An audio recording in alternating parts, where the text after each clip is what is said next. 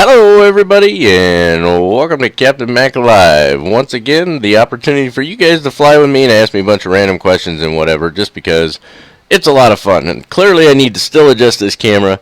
It's been one of those busy mornings. Yeah, there we go. Is that better? Yep, that's gonna have to work for now. So anyway, you guys probably saw I was playing the promotional video that I did for TFDI 717. I did get a couple of questions asking, hey, did TFDI ask you to do that? Sort of. I answered yes. It's sort of a yes and no. I actually approached TFDI and asked them if they were interested, and they said yes. So this is actually the official TFDI promotional video. And what I'd like to do, if you guys don't mind, is I'd like to play it again. Easy thinks I'm showing off maybe a little bit because I think I did a pretty good job on the video. I think it came out really good. But I'd like to play it again one more time from the beginning, and I'd like to get your guys' reactions here just to get a feel for it. I've gotten some great feedback on YouTube, and you know, I like getting feedback from you guys here. So I'm going to play it one more time here before we kick this off. And I just want to know what your guys' thoughts are on it. But before I do that real quick, we've already got everybody hopping in here saying hi, which is fantastic. I don't even have to do a roll call anymore. Easy's in here giving me a hard time for playing the video. Everybody, please welcome Easy. Pat's in here again. I'm glad Pat could make it this week. Welcome, Pat. I can never say your name right. Kithindara. We got to come up with a nickname for you. It didn't pause, or it wasn't buffering. I did pause it right at the end screen there where it shows where to go. Irish is here. Irish took the time this week to create our trivia program, or whatever you want to call it, on Kahoot. And so we'll get the information from him on that here. After we'll wait till we get up in the air because we got a long flight anyway. Shivam's here. Shivam, I'm doing fantastic. How are you doing today, my friend? I'm glad to have you here. What stand am I on? You know what? I don't know. I just randomly grabbed one. Like I'm on one of the general aviation medium stands. So let's see. Shivam's already given feedback. Thank you. I appreciate it. You've been waiting for me? Well, that's good. Elwer Fale. We got to come up with a nickname for you too. Let's see. Shaker's here. Fantastic, Shaker. Thanks for joining us. Really appreciate it. I got something to share about Shaker here in a little bit as well. Kithindara, I'm glad you finally made it to the stream. I think that's fantastic. Zachary Baseball 04 is now following already. Wow, I haven't even done anything yet. I'm getting a new follower. Thank you. I appreciate it. So let's go ahead and let's do this real quick. Let's take another look at this video. Let's see if I can get it over here. So this was actually the end screen. It just goes black after that, and that's why I ended it right there. But obviously we want to start it all the way back here from the beginning. And I'm really excited about this particular video because it's the first opportunity that I've had to work directly with one of these manufacturers, or whatever you want to call them, third-party developers. Developers probably a better word. It's my first opportunity to work directly with a developer. You know, there's several YouTube flight sim guys that you know, they always get the beta aircraft and they get the first videos out and all that great stuff. And I'm not one of them. So when I heard about this aircraft, I approached TFDI and just told them who I was, gave them a link to my channel, asked them if they'd be interested, and they got back to me and they said they'd absolutely be interested. They really liked my content. So that led to the official promotional video, and I wanted to add an announcement to that, which I'm going to make at the end of this video. So I'm going to play it one more time, a little bit of showing off, but also again I'd like to get your guys' direct reactions here, and then I have an announcement regarding the 717. It's something related to me in the 717, not something that the company hasn't shared or anything like that. So here we go. Tell me what you think.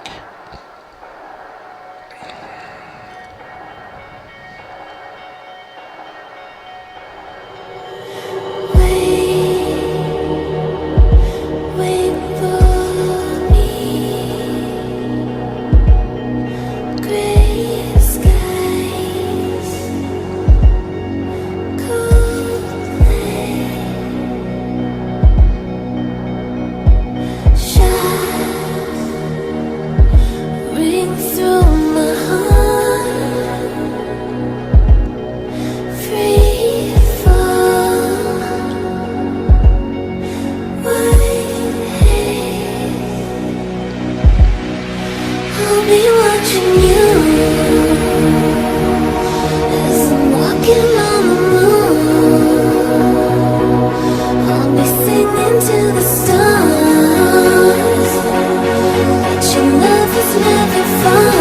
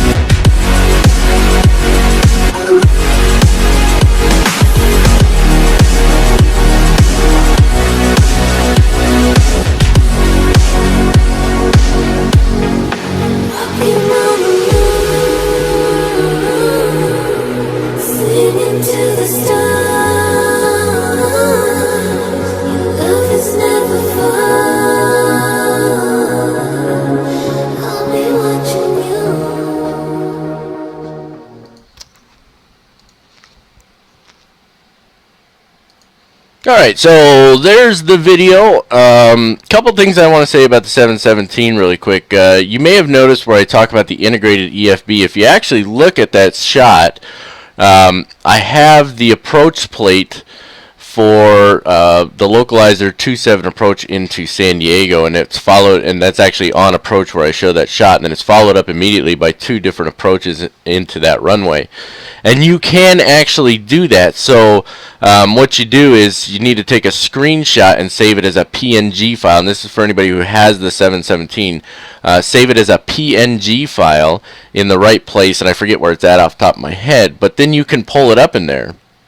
You can put checklists in there, you can put whatever you want in there, and then you have access to all of that under the documentation section of that EFB. So I thought that was really cool. I haven't even dove all the way into this aircraft yet. I've been playing around with it quite a bit. It is extremely in depth. Now, TFDI is going. They've already said they're doing additional updates and releases and so on, and they're going to have a big one eventually that's going to have a lot more functionality and stuff. And that leads me up to my announcement.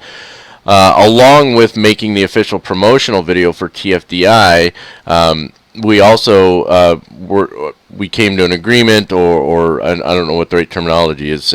They want me to make the official tutorial for it as well. So when the time comes, they've asked me to actually wait until they get all their major releases done, so that the tutorial includes all the functionality of the stuff that comes in future updates and stuff. So that's why I haven't done a tutorial on that aircraft yet, which I'm kind of chomping at the bit to do it. But I told them absolutely, I'll wait. So once they get all their major updates done and it's got all the functionality that they want, then I'll be putting together a standard full flight tutorial like I normally do.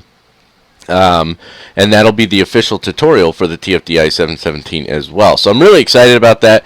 Really excited about the whole thing. Again, there are a lot of YouTube guys out there. They're partnered with or whatever with all these different third-party add-on guys, and so they get essentially what amounts to hookups. You know, they get access to beta versions of aircraft and get to put out videos before anybody else and stuff like that. And that can actually make it a little tough for somebody like me.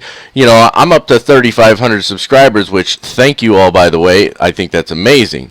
But it's excuse me. If you're looking right now for, you know, full, you know, a tutorial on the 747 version 2 from PMDG, you can't go to my channel. I don't have it. It's a $90 aircraft. They're not giving it to me. But there are other guys who've already had the opportunity to do a bunch of flights in it before they even released the thing because they had access to it early. So you get where I'm coming from on that.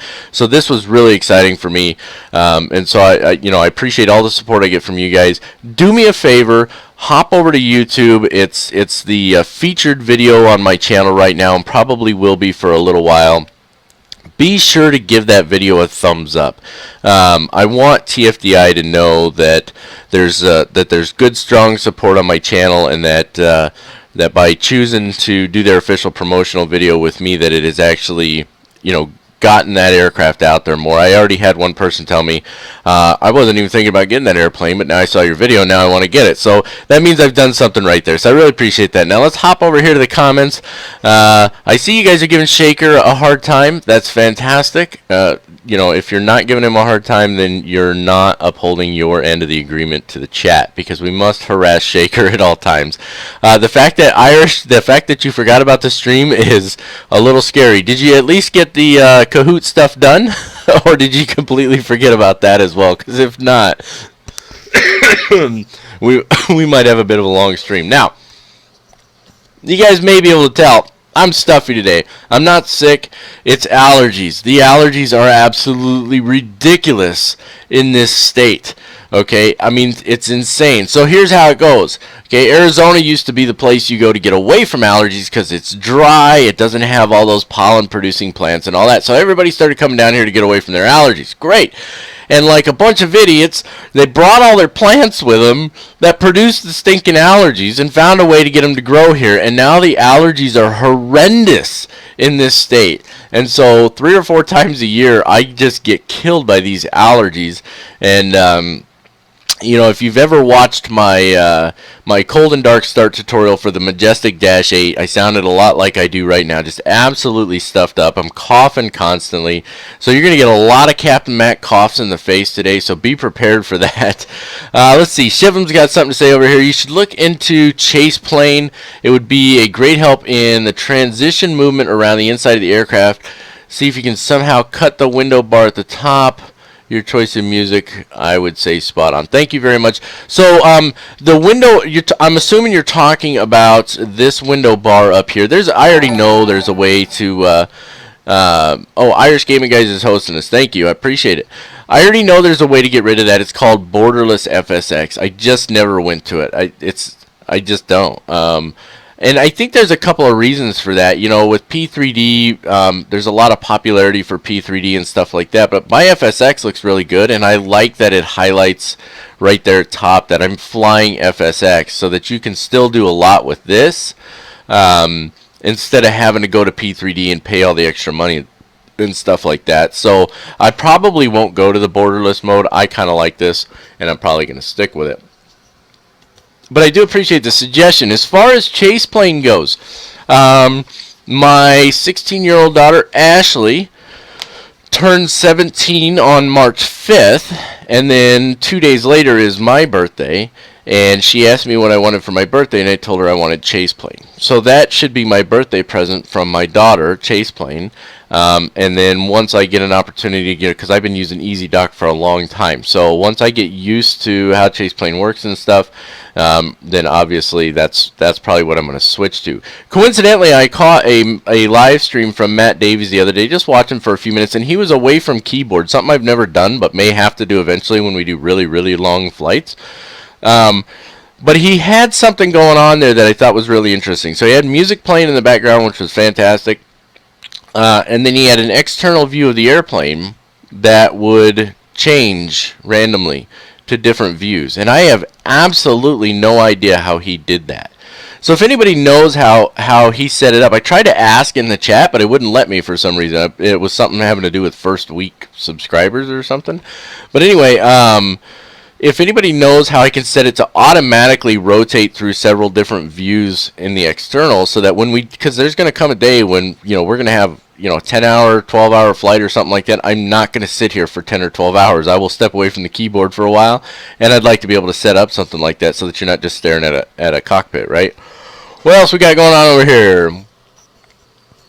I know Easy's been helping Shivam out. I see him talking about that in the chat. Boy, we got some good chat going on right now. I got to scroll up and see what I missed here. Thank you, Shaker. I appreciate it. Partnership, what do you mean? You put a question mark there next to... Oh, I missed it. It just moved. Kitsandara, you put partnership question mark. You're going to have to clarify what you mean. Capmac going places. Yeah, well, a little bit. Thank you. Thanks for the comments there and the compliments, Easy. I appreciate it. Vova. Every time somebody says something, it moves. Volva said, where is it at? Do you plan to add this plane to the life of a virtual pilot? Yeah, absolutely. In fact, I plan to do quite a bit with this airplane. It's really neat, and I have a good time with it. So, yeah, it'll get added there and other places as well. So you'll start seeing it, no doubt about it.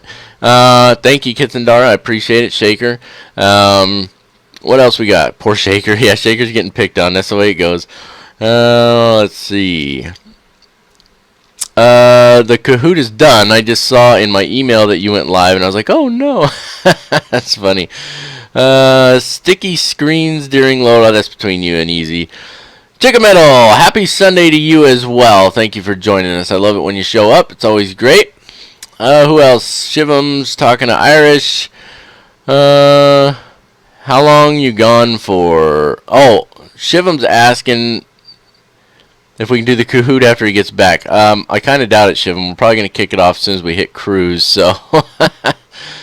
Oh, I get what you're saying for the borderless. I don't know. I'll think about it. We'll see. That's the only official promo I've really been given, other than for virtual airlines. Those were the first promos I did, was for National and for Mirage, which I had a lot of fun doing those, by the way. I actually really like doing the cinematics. I've done 2 other cinematic videos, one called Remember, which was a dedication to the firefighters who died on 9/11, and then another one called Honor Flight, which was just a flight that I did just in honor of veterans and stuff who've given their lives in sacrifice for our country. So if you haven't ever had a chance, you know, go into my video list and look those up. I think I've got them in, on a playlist somewhere, but look those up, and those are pretty good as well. So let's see. Said something. Yeah, Chicken Metal's here. Run. Let's see. You were struggling for the word for your agreement with TFDI. Yeah, I don't know that it is a partnership. I wouldn't say it's a partnership. I think you know, more like just a friendly arrangement. I don't think it's really a partnership. I don't think we could say I'm partnered with TFDI or anything like that. Yeah, you know what, Shivam, if you're leaving right now, yeah, maybe. I mean, it's going to take us 30-45 minutes to get to cruise anyway, so we'll see what happens. But once we hit cruise, we're probably going to kick that off. So you may be running, you may be behind the curve there. Not catering to his passengers. What just happened? Oh, somebody just, okay, whoever just dropped in the FS Cloud, you literally dropped in right on top of my airplane. So you're going to have to change parking spaces. Oh, good times. All right. I think we're pretty good here. Today, we are flying from PACD, which is Cold Bay, Alaska, to PADK, which I believe is ADAC, Alaska. Somebody correct me if I'm wrong. Now, there's an issue with this as far as FSX is concerned. We've got CDB in there and DUT. I guess it's not really. DUT is, it's just listed as a DME, but I'm pretty sure it's a VOR. But in FSX, it just shows it as a DME. Not really sure why that is. So, we're probably going to be off a little bit as far as our vectors are concerned, but that's alright, because I think we're just going to go with flying that GPS route again today. It was a lot easier, and it gave us a lot more opportunity to interact in the chat, which is one of the things I really like about doing these live streams. interaction in that chat. And because Irish has taken the time to put together a very extensive trivia program for us today, and everybody be sure to say thank you to Irish, because I know he put a lot of work in. I think it's like 20 questions, getting gradually harder and harder, and it's something to do with an aircraft or aviation. I don't even know what it is. He didn't even tell me. He hasn't told me what it is. He only just gave me updates saying, hey, it's coming together, blah, blah, blah, asked me a few questions, whatever. So I don't even know what it is. So I'm kind of doing the trivia with you. So yeah, have your Google fingers ready to go, because you're probably going to need to make extensive use of Google. I have a feeling he's done a fantastic job. And he's going to send me a whisper about the Kahoot in a little bit. So I'm looking forward to that. I think that's going to make for a lot of fun interaction. So before we even get to that point, I'm just going to go ahead and ask right now if anybody wants to volunteer to do the next one. And Irish can give you an idea about how much time he had to put into it. And all that good stuff, and I think it's a great way to get more interaction between you guys and me, rather than me just setting it up. This gives you guys an opportunity to come on here and highlight something that has to do with you. So Irish put this together. All the props go to him, none go to me. This is absolutely his deal. He did it, and I really want to make sure that everybody says thank you to him. Round of applause, whatever you want to do, for the effort and time that he's putting into setting this up, so that we can all have some fun doing some trivia during this flight today, because I think it's going to make it a lot more fun than just flying along, right? So there's our route today: CDB, DUT, and then on to PADK. I'll put that down there. Again, whoever just dropped in to FS Cloud, you were sitting on top of my airplane. Shame on you. Move. No ranting this flight. You ended up with jet lag. Listen, let's be clear about this, Shivam. Okay? I rant. That's what I do, okay? If you don't want the rants, you're going to have to just... Well, you're going to be gone for an hour anyway, so you'll probably miss the first rant. I like to rant. It's what I do. It gives me an opportunity to vent frustrations. So there will be ranting. You can count it. Well, most likely anyway. Maybe not. No cheating. I'm not going to do any cheating. Images are all the questions. I can't remember. I think there's one or two pictures. Can we have a snowball fight before we board the aircraft? Yeah, go ahead. I don't care. 20 centimeters of snow, so no snowball fights. Okay, one more time. Whoever jumped into FS Cloud with me. Okay, now I've got to look. Whoops, where's it at? FS Cloud. Where are you at? There it is. Come on. Why is it not popping up now? It's in the background, isn't it?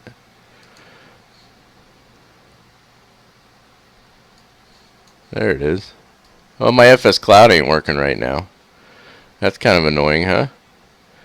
Oh, there they moved finally. Okay.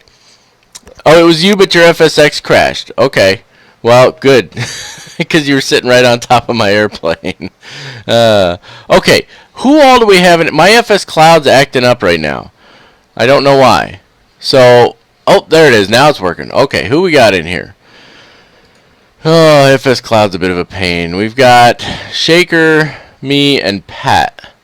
And it looks like that's it. Well, if you're able to fly with us, we'd love to have you join us. Let's see. Let's take a look at our weather before we fire everything up here real quick. Active Sky 2016 is what I'm using, obviously. Let's make sure it's got our flight plan in there. It does. It's got it with top of climb and top of descent, even though we don't follow their top of descent. So our departure today, we're looking at, and I better write this down or I'll forget it, 360 knots, or 360 degrees at, boy, 360 knots, that'd be some wind, huh? 10 knots, and the altimeter is 2912, and there we go. And then we're going to be going, let's take a look at our nav log. I did set it up in here. You can hear somebody else's airplane. You haven't been able to hear mine because I've been on different windows. We need to go to Navlog. So as you can see, I set it up CDB and DUT. It was a bit of a pain. I showed you guys last week how to set that up. So it wasn't too bad for this one because there's not much out there. If you took a look at the route, there's not much between these two airports. So I haven't changed fuel yet, actually. We're going to have to do that as well. What did we say, Shaker? We're looking at 400 to 600 gallons. Was it gallons per hour? 400 to 600 gallons per hour? Or was it 400 to 600 pounds? I'll need you to remind me on that. But anyway, CDB is 112.60. There we go. And now 2 CDB is the 323 degrees. You can see it's only 4.3 nautical miles, right? So what we're actually looking for is to fly outbound from the CDB VOR towards DUT at 228 degrees, right? That's what we want right there. And then from DUT to PADK should also be 228 degrees, right? I think I got that right. But anyway, so my brain isn't going to function properly this morning because of all this, right? So just we'll have to suck it up. Did Shaker answer me yet? So was it 400 to 600 pounds or gallons? Pounds or gallons? That's what I need to know. That's a long flight. What's the expected cruise speed? The expected cruise speed is however fast we can get it to go, worst finger. That's why we have trivia in the middle of the flight, because otherwise it's long, right? But yes, it is a long flight. It's 536 nautical miles, I believe it is. That was a healthy Cap Mac cough right there. Yeah, it's going to be a long one. Chica doesn't get any pillows this flight. That's not very nice. 400 to 600 pounds. So we're going to go right in the middle, 500 pounds. There we go. And that's per hour, right? And we're looking at about 4.5. We'll call it 5 hours. So we need a minimum of 1,000 pounds. And then we'll add some contingency in there, as we always do. So, sorry, I got the sniffles now. So let's change our fuel here. Alright, so we said 1,000 pounds minimum. Add some contingency. Let's just add an hour's worth of contingency because it's a long flight. So now, real quick, Shaker, that's per hour per engine or for the total aircraft? Let me know that real quick. It's okay, Captain. We're used to your brain not working properly. It would be weird if it was working. Thanks for that. I appreciate it. Dinner in about 30 minutes, so when I come back, we can do it if that's okay. Yeah, that sounds perfect, Irish. If you're going, how long are you going to be out for dinner? I mean, are you going somewhere, or are you just eating dinner at home? So you can pick an appropriate plane. I came late, so I might have missed the advice on the aircraft to use. Worst Finger Gaming, we are using the Manfred Jahns or Jahns DC-3. And you see it listed right down here at the bottom. If I move my mouse all the way down, it hides behind there. But we're using the Manfred Jahns DC-3. If you don't have that aircraft, then the proper aircraft for you to use would be the default DC-3 from FSX. That would be the closest to what we're doing. So I can't really give you the cruise speed because I didn't check the winds aloft for the entire route. But on average, we're getting close to 180 to 190 knots ground speed. Total fuel burn is 400 to 600 pounds or gallons per hour. No, pounds per hour. 400 to 600 pounds per hour. So if we call it 500, we'll just go right in the middle. 500 pounds per hour. 5-hour flight is 2,500 pounds, right? Yeah, because I was doing my math wrong. So I was saying minimum 1,000. That's not even close. Minimum 2,500 pounds. So let's get 3,000 pounds in there. So let's lower. Excuse me. Let's lower our auxiliary. We get 24 and change from the main tanks. So we need about 600 pounds. So let's put this at 325. Oops. I hate when I do that. 325. Now that's going to mess up my views probably. And that puts us just over 3,000. So we're not going to need that much. A lot of it's contingency fuel, but we're going to burn a little extra because we have the extra fuel on there as well. So anything else on here? Extra security checks for you. Lots of passenger complaints. No eating dinner at home. Oh, you're eating dinner at home. Okay. Yeah, so that should work out fine because it's probably 45 minutes from now before we hit cruise. So that'll work out well, and that'll give Shivam some time to get back. I don't know if you're harmless, Chicken Metal. That's debatable. You have the DC-3 but can't really fly it, so I'll just watch instead. Why can't you fly it?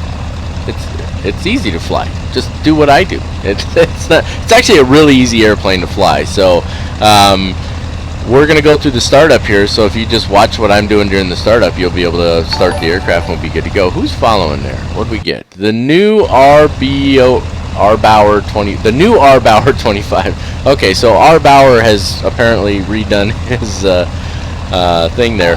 Oh, you know what? That reminds me of something. Mac 1080 is now following. Thank you very much. That reminds me of something. If you look in the chat window, you see the little crown thing right here next to the new R. Bauer. So that has something to do with a combination of Twitch Prime and Amazon Prime, right? So, and I don't remember who told me. It might have been R. Bauer, but I have recently connected my Amazon Prime and my Twitch account, which means if you're an Amazon Prime member, you can get Twitch Prime for free. You connect the two and you get Twitch Prime for free, and it allows you subscriptions, or one subscription per month or something like that, to a channel of your choosing, and it doesn't cost you anything. Amazon pays for it because a subscription is a pay thing, right? So you can subscribe to a Twitch channel. Excuse me, my throat just caught there. And it costs money. I don't know how much it costs. I've never tried to subscribe. But here's the thing. If you subscribe to my Twitch channel and you're an Amazon Prime member, Amazon Prime will pay your subscription fee to me, which is really cool, okay? If you're interested in letting me get money or whatever. So I've talked before about different ways to support the Captain Mac YouTube channel and the Twitch channel and stuff, different financial ways and stuff like that. And again, not begging for money here or anything like that. But if you're interested in providing a little bit of financial support and you're already an Amazon Prime member, if you haven't done so, link your Twitch account to your Amazon Prime, all right, and then subscribe to my channel, and I should get paid by Amazon for your subscription. I don't really know how the pay works because nobody's done it yet, so I guess we'll find out. But yeah, so pretty cool there. So that's what that little crown means. Give it to us. We'll put it in a safe place. Oh, cool. R. Bauer's hosting. Thank you very much. I appreciate it. Don't do what Captain Mac does. What? What are you talking about? That's messed up. Do exactly what I do. I do it right. Sometimes. Very, very important. Rocket to Russ, 1984. Welcome. It's the first time I've seen your name pop up in here. Welcome to the stream. I appreciate you joining us. I forget something each flight, but catch it like halfway through. That's about right. Yeah, I usually forget something and catch it about halfway through. That's why I need a co-pilot, right? It was a host Mac, not a follow. Oh. Okay, that too. No. It showed that, never mind. I know what you're talking about. Yeah, okay. Sorry, the new R. Bauer 25 is now hosting me, not following me. Because I guess he was already following? I don't know. Amazon Prime costs more. I would rather subscribe direct. That's absolutely an option as well, Shivam. You can subscribe directly to my channel. I don't know how much it costs. I've never subscribed to a Twitch channel. But what I'm saying is if you already have Amazon Prime and you link them, Amazon pays for it. But I'm not saying go out and get it. Amazon Prime's $100 a year. Okay, if you don't already have Amazon Prime and you don't want to spend $100 a year on it, don't go get Amazon Prime. We got somebody else following too. Who's that? Worst Finger Gaming. Thank you for the follow. I appreciate it. Don't run out and get Amazon Prime in order to subscribe to my channel. I'm just saying if you already have it, that's an option. You can subscribe to the channel if your Prime is connected to your Twitch and Amazon Prime pays for it. If you want to support the channel by subscribing, please by all means do so. Now I have no idea how it pays out or anything. I'll have to figure that out, but I don't have any subscribers yet, so let's see. Rocket Russ, I'm not going to crash a plane, and if you're going to continue to ask, I'll just boot you from the channel. I'm not playing that game, so.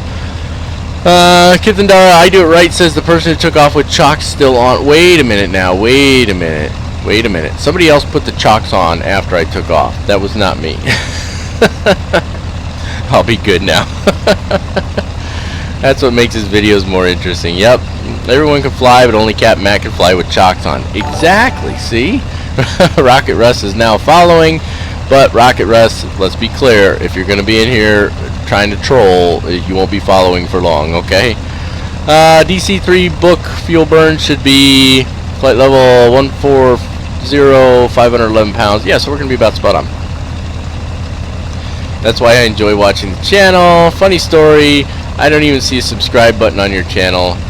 I'll have to figure that out then. I have no idea how that works. I don't know how you subscribe. Yeah, I have no idea. We'll get it figured out though. Okay, so we've done a lot of talking here. Let's hop into the aircraft or we're going to be here all day. Don't forget, you've got a checklist built in. We want co-pilot help, captain voice, and why not have the stewardess as well. We're going to need to open the doors and turn the interphone on. So, actually, I'll just do that from right here. Interphone is down here. It's this one. Good afternoon, Captain. Good afternoon, Ernie. Let's go fly, Skipper. I got to turn that up a little. I can't hear those guys. It's so hard to hear them. Let's turn that little menu bar off. And then let's open the doors. Shift E will work just fine for us. There we go. Main exit opening.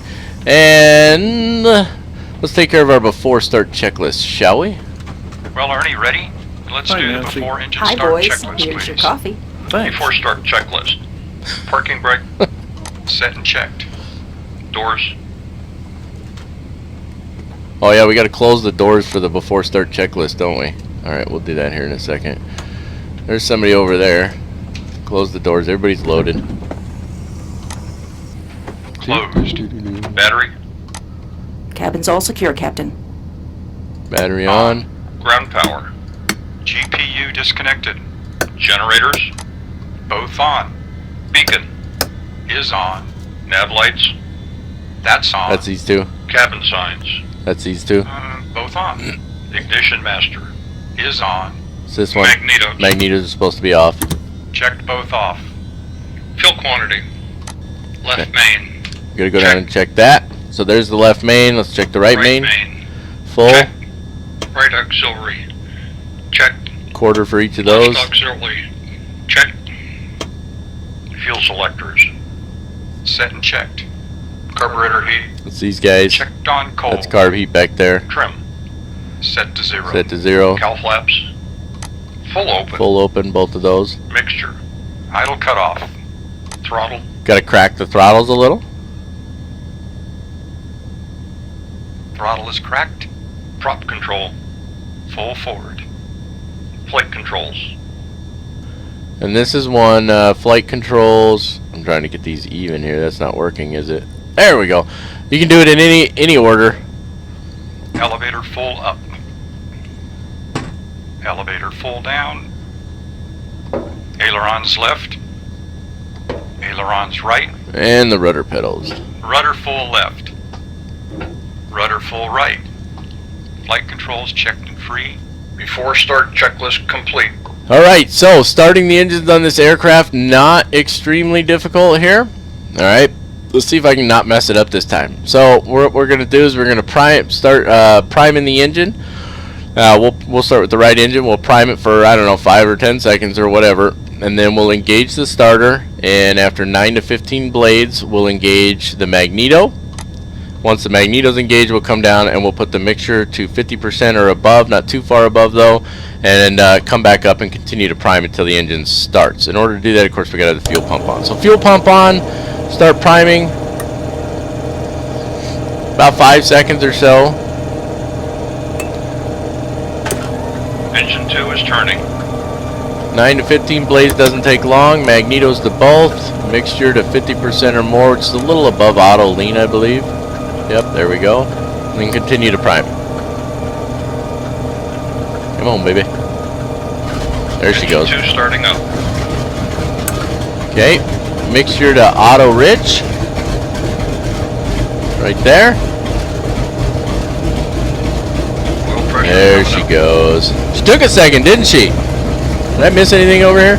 To get a subscribe button, you need to ask Twitch really, really nicely to become a partner, and then if they feel generous and the planet's aligned, you might get one. Okay, so I think what that is actually is you have to have a certain number of followers first. I don't know how many. I'll look into that again. Somebody brought that up before. I'll look into it again. So, check your email, air pressure. What about air pressure? I'm not gonna die. What are you talking about? Your wheel's missing top part. Hector Larazzo's now following. Thank you very much. You might need it. Engine failure. Okay.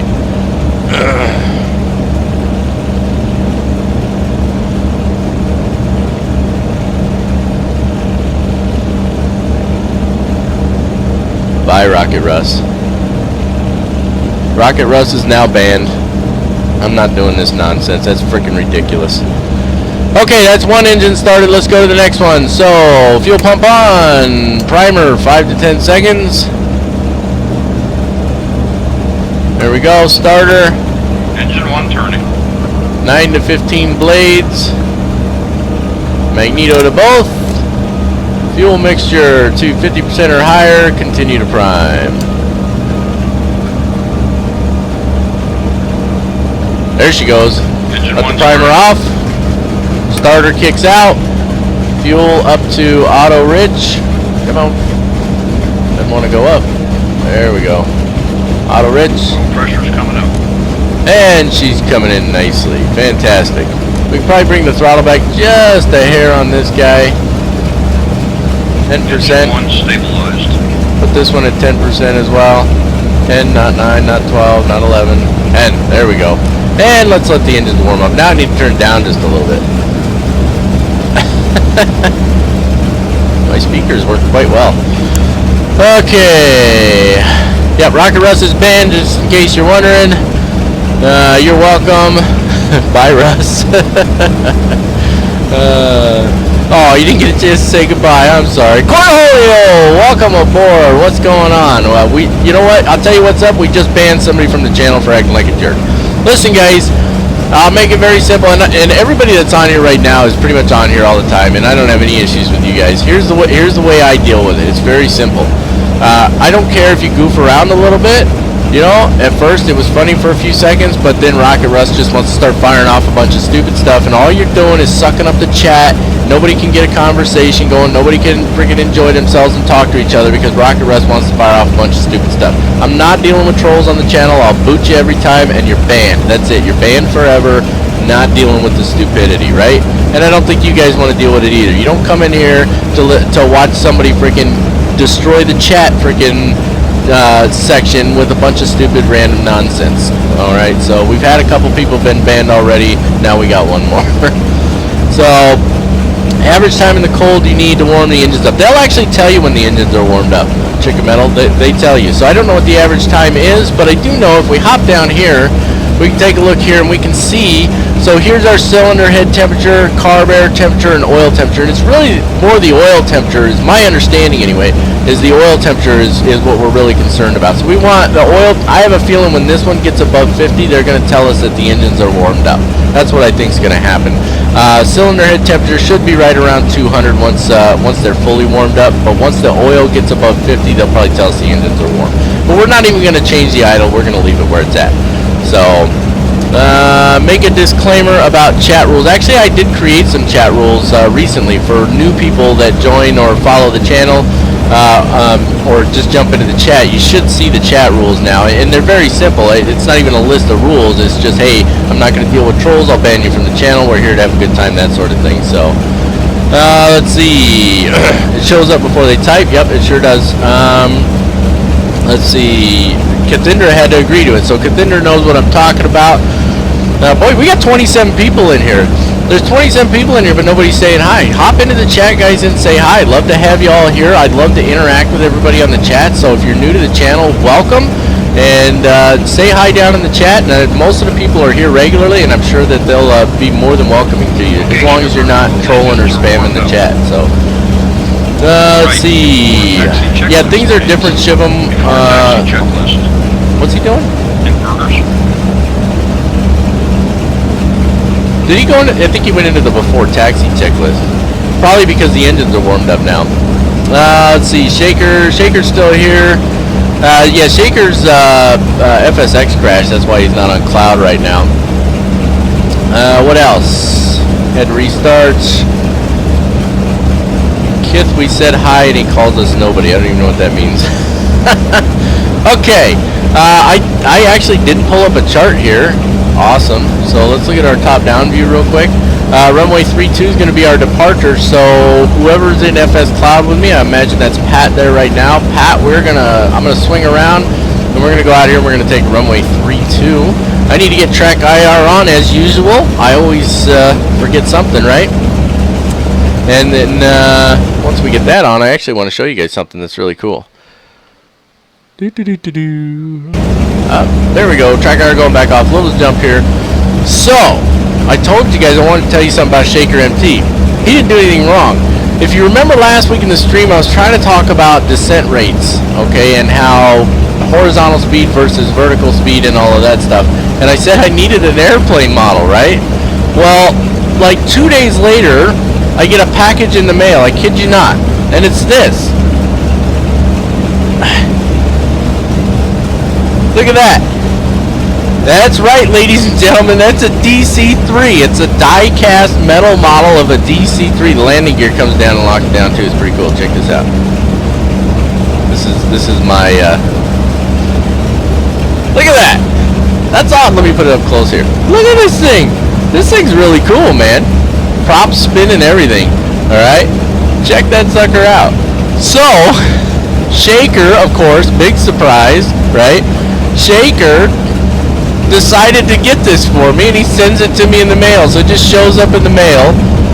And now I have a DC-3 for showing you when I'm talking about different flight dynamics and stuff like that. I've got a model that I can show that stuff to you. How freaking awesome is Shaker MT, you guys? Like, seriously, I was not expecting somebody to buy me a model airplane. So thank you, Shaker.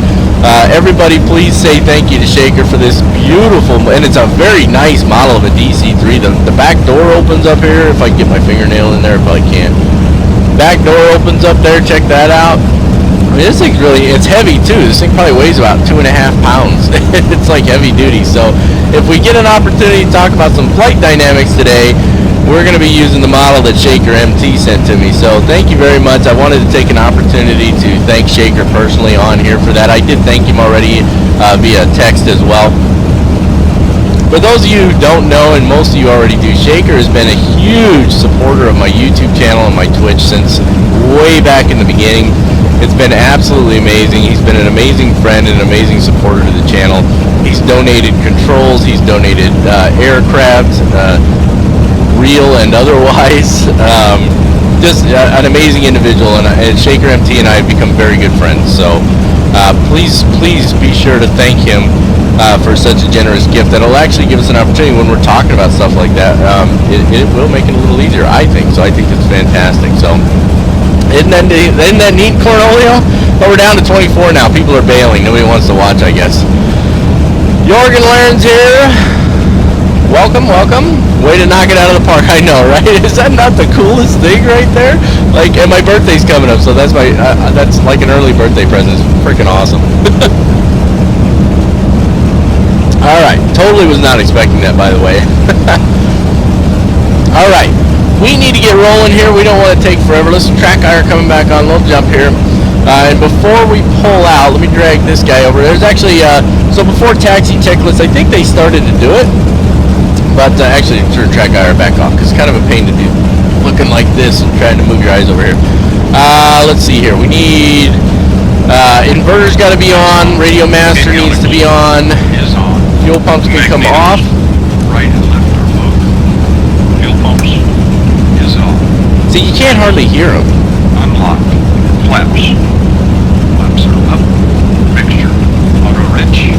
Before taxi checklist complete. Okay, that completed the checklist, but I just remembered something I did. I'm going to change it real quick on the sound settings here.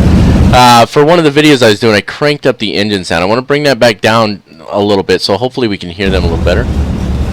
Yeah, so the engines are a little quieter now. Should make it a little easier to hear them. I had the engine sound cranked all the way up because I wanted, for a video I was doing, I wanted good engine sound for that Constellation. So, let's see what else. Oh, we want to set our VOR first. That's the last thing we want to do before we taxi out. You can move the control column by clicking on this red thing right here, and then we'll hop down here, and we said it's 112.60, so we're going to put that on the nav 1. Alright, so there's 60, and then the outside wheel down to 112. And then we want to set our Omni bearing, right, which is this guy right here, and we're going to fly 228 degrees, right? So it should be, it's at 340, so we'll crank it this way, down to 228. Alright, and that's where we want to fly. Now remember, our runway is back over there and coming this way. Oh, good, we got somebody else in here. It's probably Shaker, right? Who else we got in here? Let me see. Let me pop up my, yeah, it looks like Shaker made it back in. Wow, my FS Cloud just went to not responding mode as soon as I clicked on it. So we'll see how that pans out. But anyway, what else here? Last thing I want to do, let's set this up. And let's make sure, see, the chocks are off, folks. Chocks are off. So if chocks end up being on later, that's not my fault, okay? We are going to have to step climb like we did last time. So we're going to start out at 10,000 feet. And then our heading is going to be 228 degrees ultimately. I should have gone the other way, but... So let's set this to 228. I'm going to take advantage of this autopilot. Might as well, right? 228, and then we'll go from there. So that gets us set up. We're good to go on that. Jump back up here, and any last minute stuff before we get rolling. Let's see. Just being me. You know what? You're awesome, Shaker. Did I get the PMDG 747? I did not, because I don't have $90 to pay for the PMDG 747. So, let's see. That is the Chico. That's the new 747 they were working on. It's 90 bucks. Let's see. Sneaks onto the ramp and puts the chocks back on. Shame on you, Cathindra. Oh, good times. Okay, here we go then. Track hour coming on. Little jump here. Bam, there it is. Now remember, this thing's a bit of a pain to taxi. Okay, bring those throttles up. And we got Shaker off to the right, so I'll make a left turn here. And I'll swing it around, and you guys can just follow me out. I'm getting better at taxiing it. By the way, if you're wondering, this airport is a free airport from Orbix. So if you have Orbix FTX Global, that's their base pack, then you can download their freeware airports. They have Europe and United States. Oh, we got 3 people in here now. Fantastic. That's Europe and the United States. They got tons of freeware airports. And they did a ton of airports in Alaska. So I've been doing some flights on the side with Buffalo Airways just for fun to fly this DC-3 more. And every airport I've flown into in Canada also, all the little airports in the northern territories of Canada, every one I've flown into so far has been an Orbix airport. So it's pretty cool. And then there's a bunch in Alaska as well, and this is one of them. Sorry for the sniffles. Alright, a little left brake coming in here. Woo, swing her around. And once you get that tail wheel turned, it'll stay turned a little bit. So, see, like I'm not pressing the brake right now. I gotta press the right brake to straighten it back out. Kind of weird like that. You guys coming? Yep, somebody's coming there. And those 2 aren't moving yet. So, where are you going? Airplane's on its own program. Alright, we'll swing her down to the end here. I'll get her swung around and point it in the other direction. I will line up on the right side of the runway and pull forward a little ways so that everybody's got room to come in behind me. And then you guys just watch me for the takeoff, since there's a little delay in the stream, but there shouldn't be much of a delay in FS Cloud. So just keep an eye on me, and when I start to roll, you guys roll behind me. And remember, now I got to grab it over here and look at it. This is what I gotta do. I gotta look at it like this, right? So takeoff will roll up to 30 inches HG, holding the brakes, and then we'll release the brakes and bring it up to 40 to 42 inches HG for our takeoff. And then once we're into the climb, once we clear about 300 or 400 feet, then we'll move back to 36 inches HG and 2350 on the RPM. So that's how we're gonna roll the takeoff. So instead of me trying to say something to you guys and then time it or anything like that, just watch for me to start pulling forward, and when I do, just know that I've already gone to 30 inches HG and then advanced to 40. I usually go 40. I don't usually go 42. And it's cold, so it's going to go higher much easier, right? All right, let's bring in a little more power on engine number 2 over there to help swing us around. There we go. Looking good. Oh yeah, that's beautiful. Look at that. That's beautiful. These guys coming down the runway like that. Little screenshot there. I've been horrible about posting the screenshots. I still owe some screenshots to Easy. He gave me a bunch of really good ones, and I need to post those. And then I got some from Shaker last week, and I am terribly sorry that I've been so bad about posting screenshots, you guys. I really am. Alright, I'll just let her roll up here to a nice easy stop. There's the other guy coming in over there. Not sure who all's flying with us right now because my FS Cloud window says not responding. Not really sure why, but so we'll roll her to a nice easy stop here. Track IR coming off, a little jump here. There it is, and let's take care of the before takeoff checklist. Alright, before takeoff checklist. Before takeoff checklist picture. Auto rich, prop control, high RPM, trim. Set and checked. Flaps. Set and checked. Cowl flaps. Set trail. Landing lights. Both on. Pitot heat. On. Fuel pumps. Both on. Before takeoff complete. Alright. So with the trim, I just continue to trim it up in small amounts until they tell me, hey, you're good, right? So we're good on that. I gotta move this down so I can actually see. I have to kind of see what you guys see on the camera here as far as my face is concerned. Otherwise, I always forget to look over here and I start talking over here. Let's see here. What am I missing while these guys are getting lined up?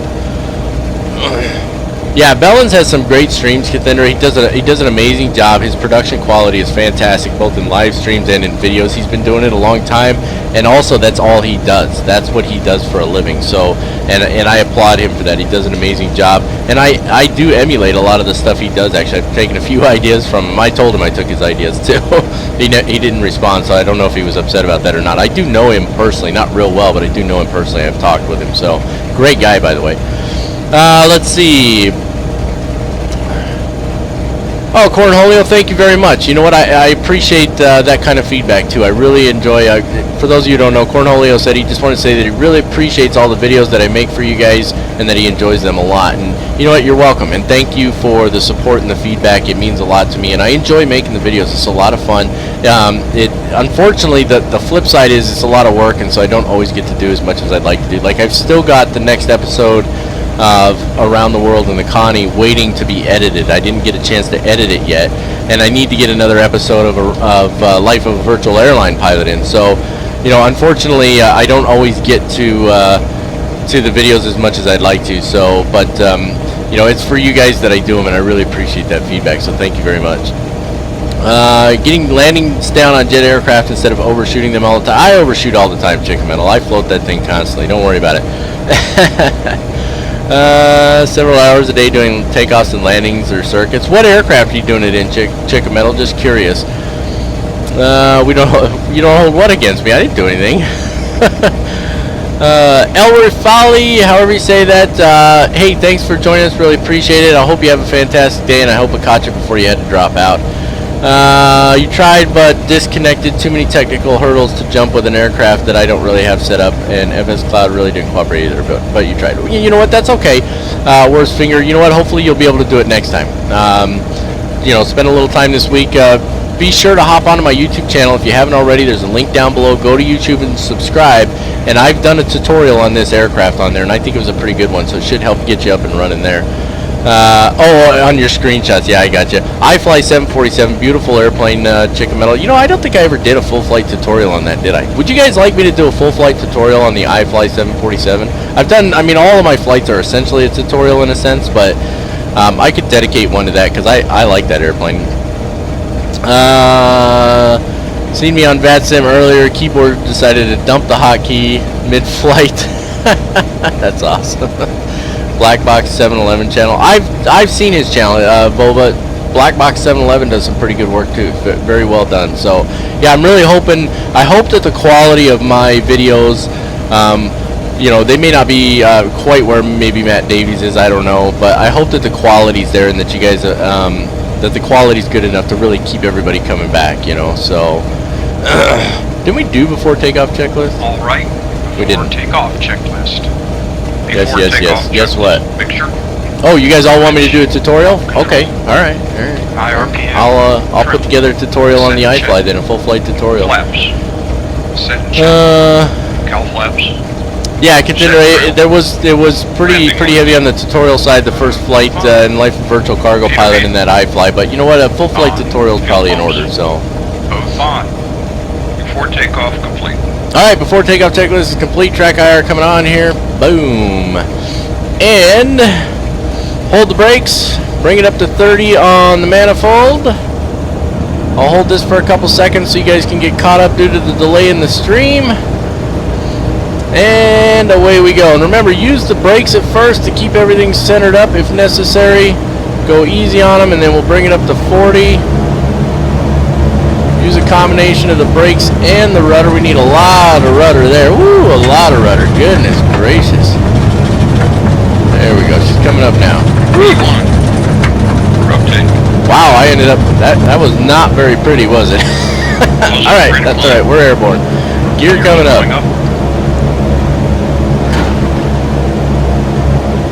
That was kind of an ugly takeoff there, huh, guys? Alright, so we're climbing out nicely. Excuse me. Did he say after takeoff checklist already? Whatever. Let's roll it back to 36 on the HG. There we go. And RPMs need to come back. Hold on, I gotta look over here. To, what did we say? 2350? 2350 on the RPMs. And we'll look over here, and this gives us a pretty good idea where we're at. A little high. And it's gonna put us, boy, it's really touchy. I can't find 23. After takeoff checklist, please. After takeoff checklist. Landing gear. Gear up and lock and go lights. Flaps. Flaps retracted. Landing lights. We'll skip that one. Next item, please. Fuel pumps is on. After takeoff checklist complete. Alright, we're looking good. After takeoff checklist is complete. As you can see, we are headed towards the VOR right now. We need to actually be headed away from it at 228 degrees, right? So let's start a left turn here.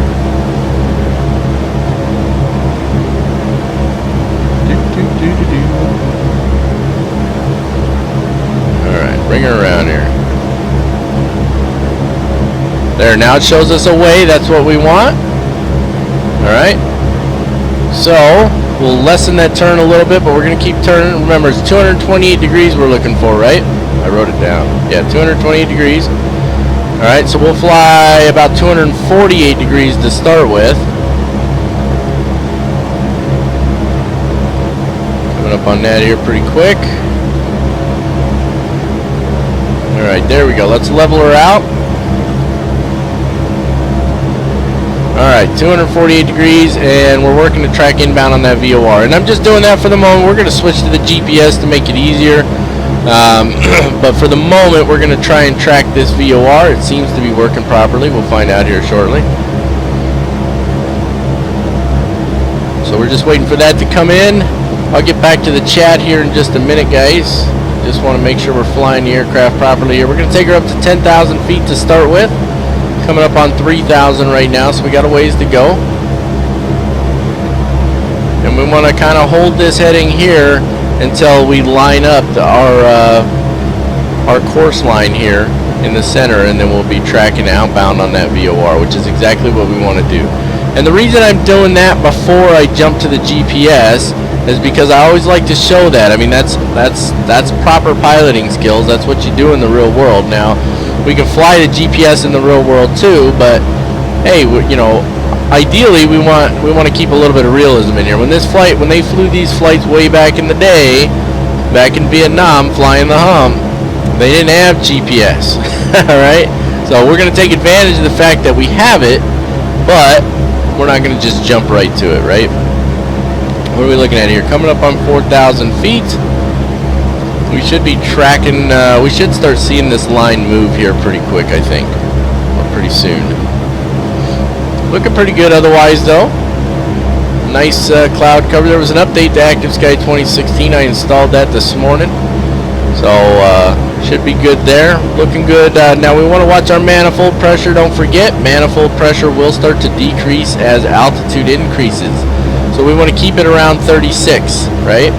And that means we're going to have to increase throttle a little here in a while to make sure we're doing that. So, should see that line starting to swing here pretty soon. And I'm talking about this line right here. Okay, and the aircraft's trying to drift to the left a little bit, so we got to keep an eye on that as well. We don't want it to turn left until we're ready to line up with our course here. And of course, you know, it's a little off compared to like what the GPS will show, which is unfortunate, but it is what it is, so I'm not that worried about it. Because the GPS is telling us that we need to be tracking at 323 degrees, which is not even close to what we've set up, right? So, we'll see here. We'll get her tracking in. Let me turn track IR off here. A little jump. There it is. And we'll just keep working. Oh, you know what that's from? What's that from, guys? That is carb heat. I didn't look at our temperatures. Turn the carb heat on. Woo! There's moisture in the air, right? Because we're going through the clouds. I got so busy worrying about that VOR, I forgot about the carb heat. So that's what this aircraft does when you start to get carburetor icing. It just cuts all the way back. The engines don't die. You just lose your manifold pressure and your RPMs. Alright, and you can see our manifold pressure starting to drop just a little bit now. Just barely. I think we're alright for the moment. And now that line's moving. Now that line's moving. You see the line here? It's moving towards the center. And so what we're going to do here is we're going to start a real gentle turn. Just like that. Because we want that line to keep moving. And then as it gets closer, we'll turn just a little bit sharper. Right, so straighten her back out here. I want that line in the center. We're not that far off. We're at about 238 degrees right now. We're about 10 degrees off.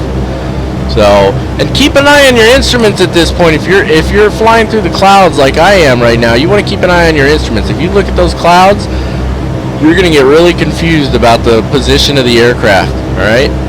You're watching your instruments here, you're not looking outside. If you look outside, the way the clouds move across the airplane, it can give a false impression of, it's called spatial disorientation. It gives a false impression of what the actual attitude of the aircraft is. And I'll use my little model to explain that here in a minute. Yeah, so we've got a crosswind, I think. It's starting to drift us to the side, so we need to turn to the right a little more here.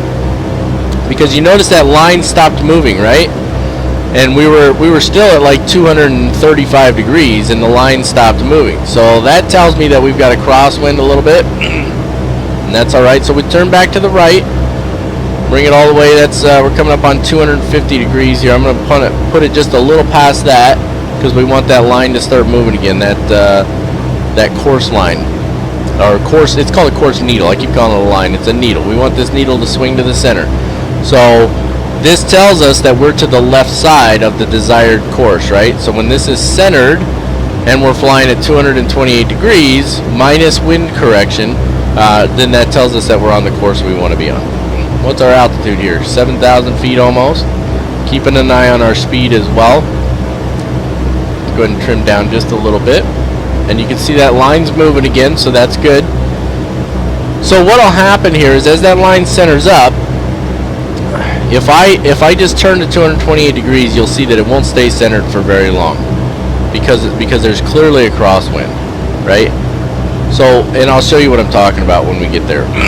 It's just about centered up. I'm trying to hold the course where we actually already drifted to the left a little bit.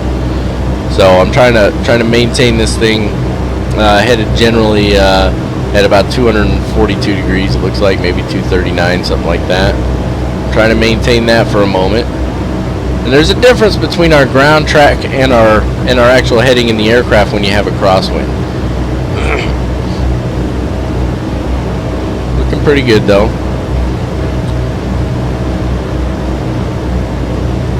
Yeah, there's a pretty good crosswind. It's blowing us to the left is what it's doing. And that's why that line's not centering up. Because the crosswind is coming off our right side and it's pushing us to the left, which is keeping us left of the course we want to be on. So we got to kind of keep turning to the right a little bit until we get her to track on course, right? Come on, baby. Boy, it doesn't want to track in there at all.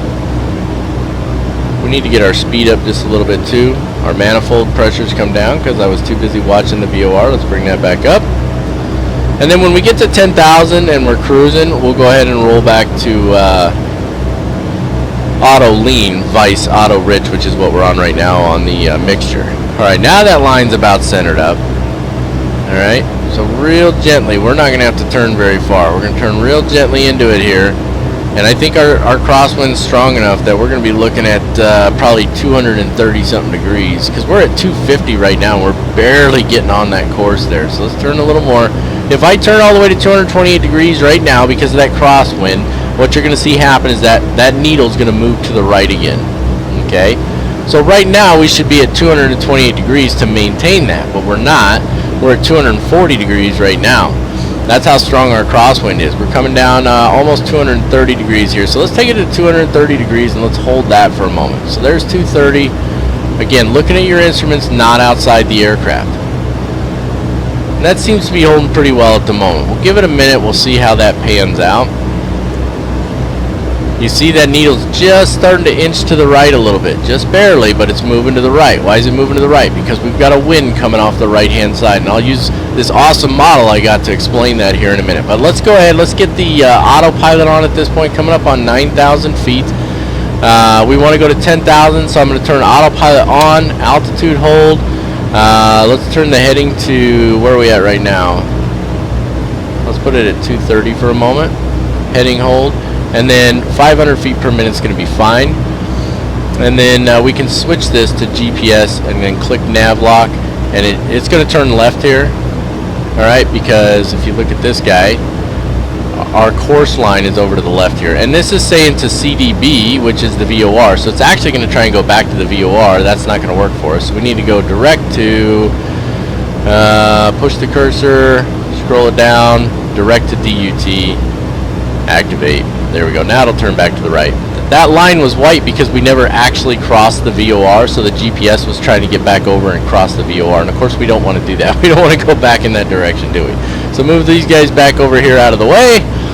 It'll get us on course here in just a minute. Our climb's looking good. Manifold pressure came down. That's expected. And then when we get to 10,000 feet, which is about 500 feet to go, we'll go back to auto lean and we'll cruise at 10,000 for a little while to burn off a little bit of that fuel, and then we'll climb to 12 and then eventually to 14. And I think everybody's tracking on that, right? Excuse me. So we're gonna fly that GPS. We'll take advantage of it. That's fine. Cruise, we'll set our cruise based on how we feel. We'll see what kind of power we're getting, see what kind of fuel usage we're getting, and we'll go from there. So coming up almost to 10,000 feet here, and we'll turn off landing lights at 10,000 feet too.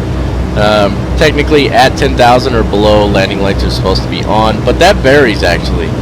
A lot of aircraft don't do it. There's different rules for commercial aviation, and so the whole thing's kind of weird. So like when I fly VFR, I don't fly with my landing lights on. Even though I'm flying at like 4,500 feet, I don't fly with landing lights on during the day. At night I do. So there's our 10,000 feet right there. She's going to level out nicely. Let's go ahead and, if you center click these, they should move together. And if you center click them again, then they separate. So what is that, 82, 81. Let's put these even first. There we go. And then click them, and now we can move them together, see? And you hear, go to auto lean, you can hear the engine spinning up a little faster, getting a little more power out of it. And what we're working on here is getting our ground speed increased. Somebody was asking about how fast we're going to be flying. Well, there you go. Okay, so that's looking good. Let's get the landing lights off at this point. That'll be fine for now. We're going to leave carb heat on because we are definitely in the clouds. And let's hop over to the chat and see what we got going on over here. All kinds of good stuff. I love it. I love a good chat.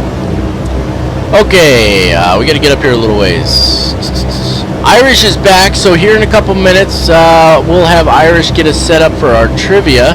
But let me go through this here. You guys stop typing for just a second. Let me see if let me make sure I didn't miss anything. Nothing there. Welcome back, Irish. I did promise a comparison video of the iFly and the PMDG, and I was going to do it, and I started doing it, and I thought this is a waste of time because there's really no comparison. The iFly is 1,000 times better than the original PMDG 747, and you can't buy it anymore. So it would have been a pointless video. Now, if somebody decides to donate the new PMDG 747, or if I get a chance to buy it, one or the other, I will do a comparison of the new one and the iFly 747. How's that sound? I think that's fair, right? Let's see, what else here? You have to go because your virtual flight lesson is about to begin. Be sure that I'll live stream later on YouTube. Enjoy the flight. Cornholio, thanks for joining us. I hope I'm sorry I missed an opportunity to say goodbye to Cornholio, but when you catch this later on YouTube, just know that I said goodbye to you. Let's see, what else we got here? Experienced spatial disorientation in the A2A Strato cruiser recently. Was in overcast and didn't even realize my plane was in a 60-degree banking until I came out of the cloud. It was an odd experience. So one of the Kennedys, everybody knows who John F. Kennedy was. I don't remember which one it was. It was either JFK Jr. or Ted Kennedy, I don't know. One of them was flying in an airplane that crashed and he died. It was spatial disorientation. So let me explain to you what spatial disorientation is using our handy dandy model here. Okay, and this view will probably work really well for you. So I'm flying along in the clouds. I'm trying to point it straight at the camera here. I'm flying along in the clouds. I have no outside references to what level, whether my wings are level or what, right? Now you're probably thinking to yourself, well, you can still fly by the seat of your pants. If the aircraft is banking to the left, then I can feel that, right? I can feel my body move to the left a little bit, and if I pull back on the yoke to maintain altitude, I can feel the G-forces pushing me down into the seat to maintain that altitude, and the aircraft does this. Here's the problem, okay? You guys know what a turn coordinator is, right? It's this guy right here. Look over here. This is the turn coordinator, okay? And what that is when I turn this aircraft, when I move the ailerons and I bank the aircraft to the left, okay?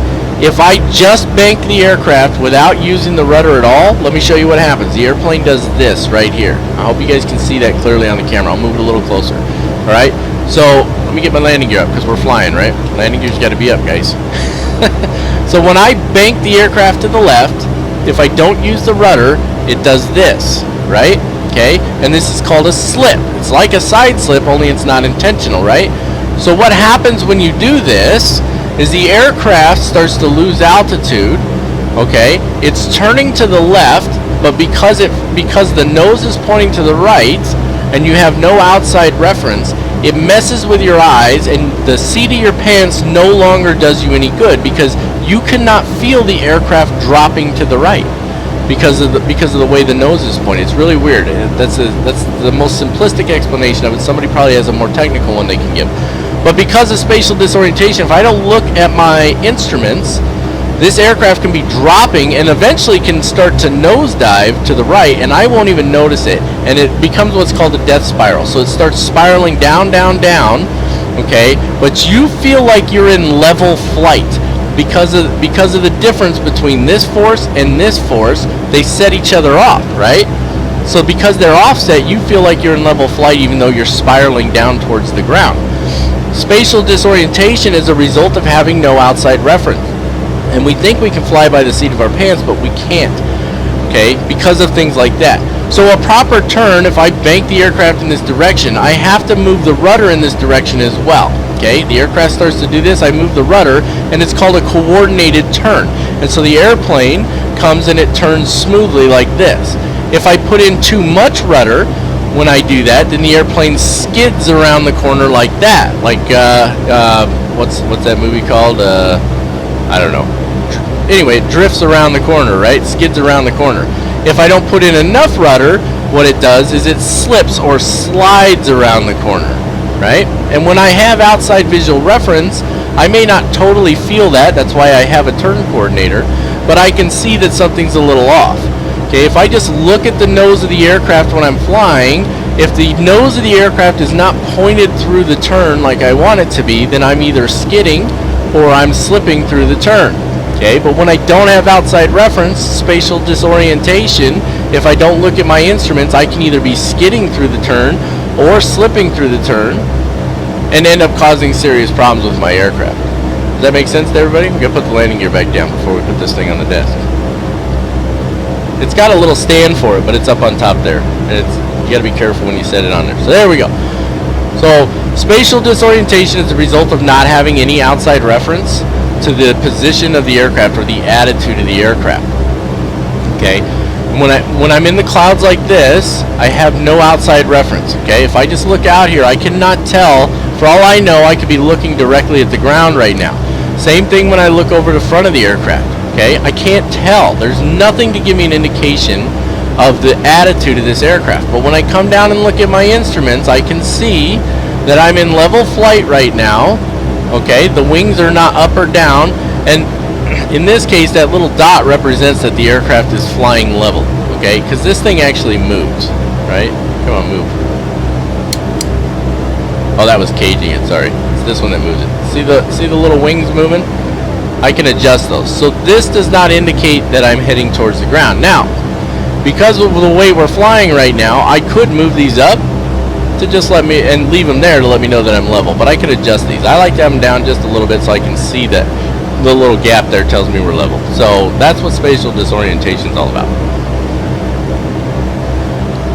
Okay, what else we got over here? We got 22 people watching. That's nice. Okay. Once you realized what was happening, all I had to do was pull up and correct the bank. It just took me a second to realize what was going on. And so what that comes down to, Kathindra, is you weren't watching your instruments. So remember, when you don't have good outside visual reference, you must focus on your instruments. So you want to get a proper instrument scan going, right? So depending on what phase of flight I'm in, what am I looking at?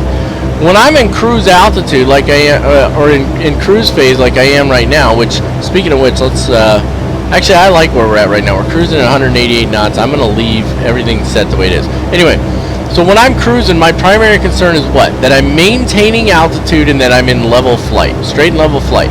So I want to make sure my wings are level and that I'm not going up or down as far as my vertical speed indicator is concerned, right? That's what I'm looking for right here. And I can see that by just looking at these two instruments. Now, when I'm setting up for an approach or something like that, there's a whole lot more going on. So if I'm flying, say, an ILS, I may be looking at my indicator over here to see if I'm on localizer and glide slope. I'm checking to see that my wings are level. I may be climbing or descending, but I want to make sure my wings are level or in the bank that I expect them to be in. And then I'm watching my vertical speed indicator and my heading indicator. So I have to scan all of those instruments when I'm doing that, and probably my altitude indicator as well. So I'll be scanning all of these instruments when I'm doing an approach, which is not easy to do, believe it or not. Okay, and especially when you have no feel. So in a sim, in my opinion, it's a little harder because I have no feel. But ultimately, I'm scanning all those instruments if I'm on an approach. If I'm trying to track a VOR, what am I looking at? I'm looking at my attitude indicator here. I'm looking at my vertical speed indicator, my altitude indicator, my heading indicator. Same thing as if I'm on approach, really, if I'm trying to track a VOR, right? So you have to learn to scan your instruments, and you have to learn to prioritize which instruments are critical to the phase of flight that I'm in. Right now, I can basically scan these two and maybe take a glance over here occasionally, and I'm good to go. I know that I'm in straight and level flight. I'm not climbing or descending. These both tell me I'm not climbing or descending. If I want, I can take a look at my heading, make sure it's not moving left or right, but ultimately I know where I'm at, right? Okay, so scanning your instruments is important, especially when you don't have outside references, right? Okay, what else we got over here?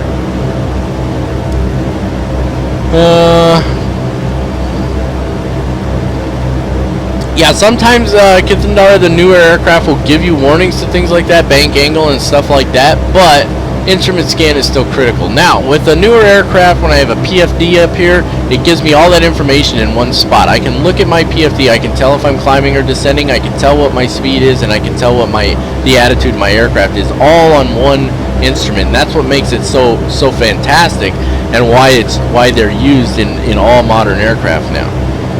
It lessens pilot workload, right?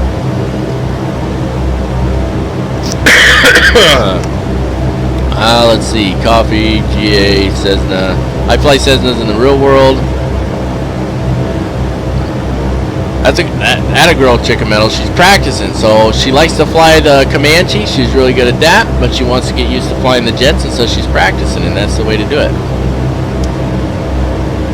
Gliders, that's pretty cool. In the real world, is that what you're saying? In real life, you're flying gliders? Oh, there's no artificial horizon. Wow, that's a little. I'm surprised there's no artificial horizon in there, to be honest with you. It was JFK Jr. off the coast of Nantucket. Very good. Thank you for that, R. Bauer. Appreciate it. Noob Pilot. Welcome. Great to have you here, Jay Pasco. Great to see you here. Drifting. Yeah, drifting was what I was referring to. Best demonstration of why seat of your pants doesn't work for me is still Bob Hoover pouring tea while doing a barrel roll. Yeah. Isn't he the guy, he'd come screaming in a multi-engine aircraft and cut both engines and fly it like a glider, right? I think that's who you're talking about, J.A. Pasco. Let's see. You sent me a whisper. No, you didn't, because I didn't get one from you. And I don't think I have them turned off. have them turned off. Whoa! But I just like zoomed everything in. Totally not what I wanted to do. There we go. Zoom back out. Not that far. I can't read that well. Let's see here.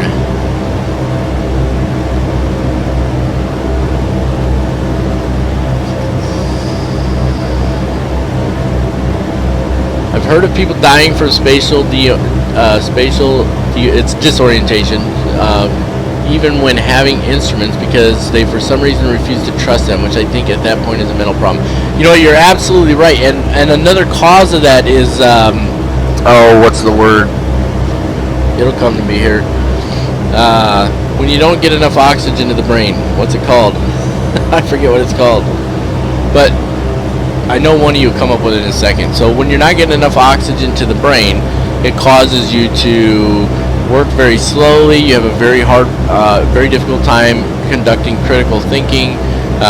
You have a hard time processing information. All this stuff becomes extremely difficult, and that compounds the problem you're talking about, ETN. It compounds the problem you're talking about. So what happens is they might, you know, somebody give me the word.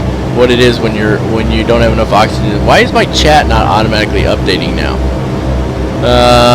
Hypoxia. Thank you very much. Hypoxia is what I was looking for. Let me get this thing out. There we go. So when you have hypoxia, you might look at your instruments and it just doesn't register to you that something's off. You just can't process the information, and so that compounds the problem. And even without hypoxia, you're absolutely right. Sometimes people look at their instruments and they're like, no, that can't possibly be right. My instruments must be acting up. And so you should learn early on in your flight training. If you ever do real world flight training, they tell you absolutely have to trust your instruments.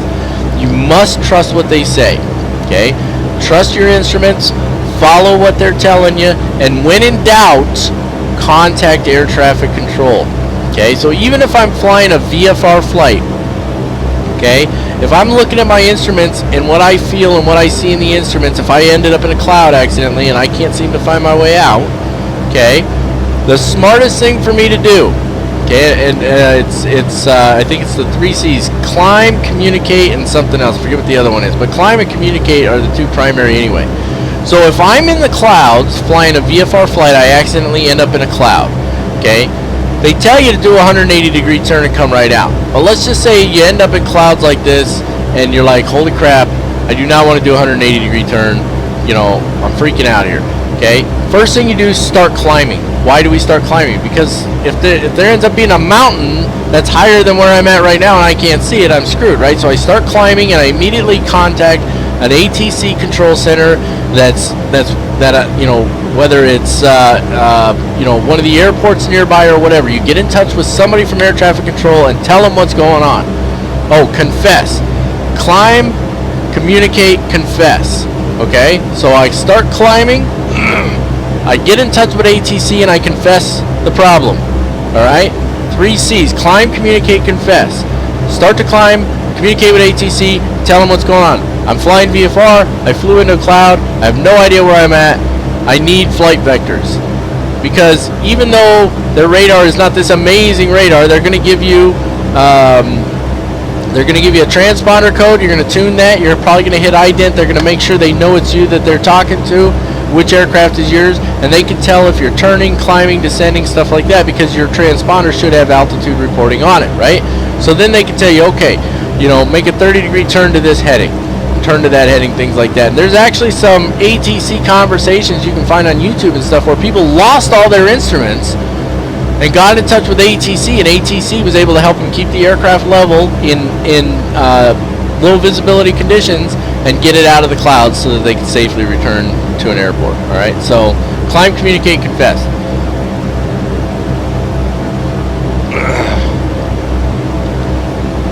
Yeah, you sent someone a whisper. Who'd you send the whisper to? Type something in the chat and I can message you that way. Okay.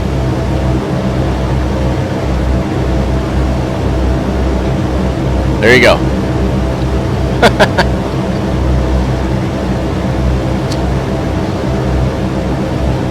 Try sending me a message now.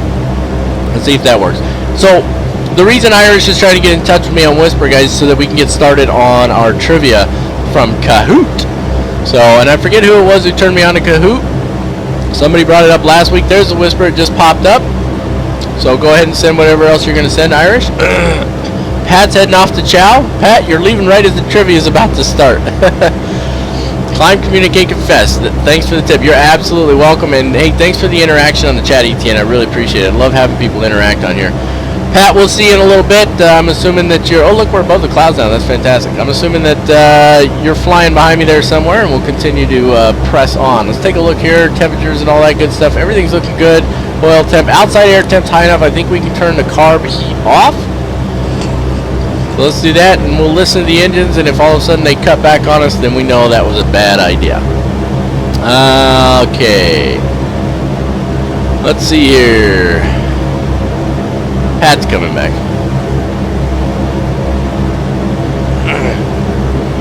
Who else flying with us here? I know, sound cut out. I forget how you center up on an aircraft. We've got Arl, Pat, Shaker, and me.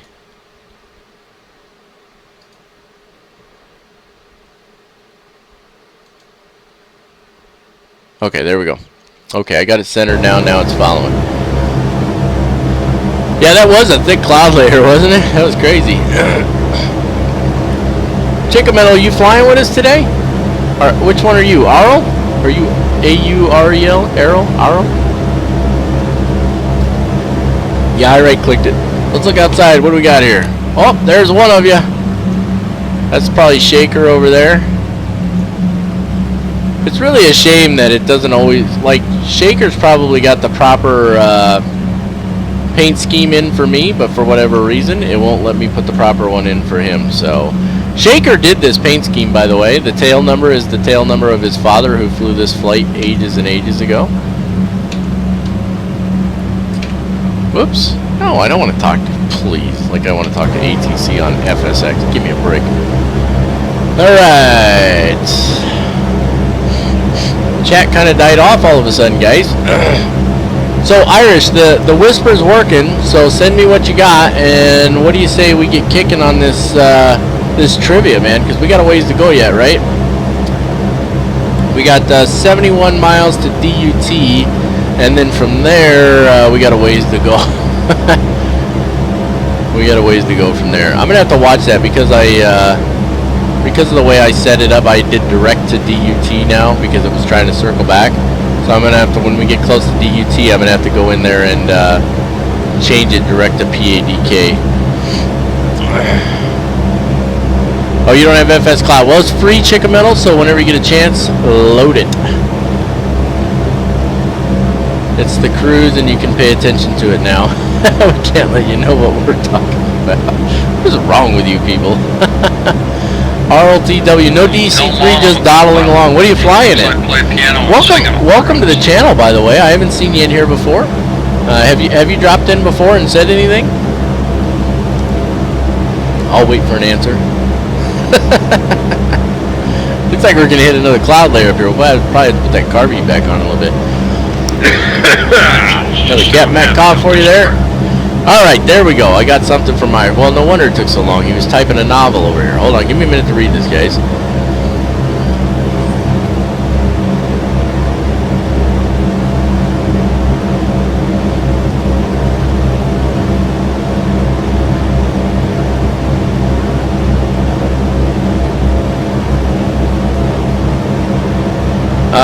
Okay, so Irish, I would increase it to 60 seconds.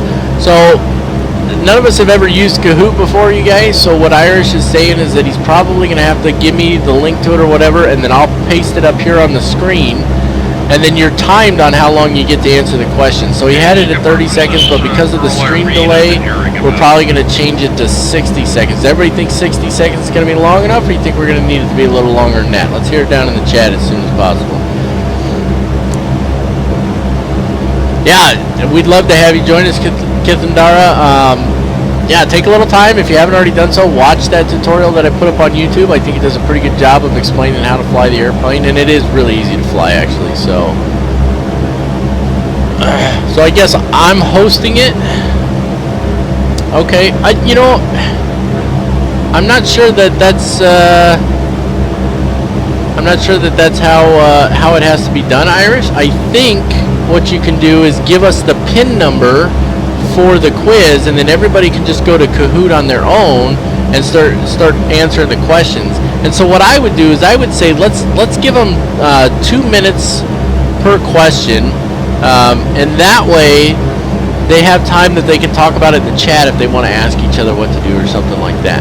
So what you need to do, because when I tried to go to Kahoot last week, when you try to here, let me hop on there right now. Give me just a second here, guys. Let me go to Kahoot. Not Kahoot. Okay.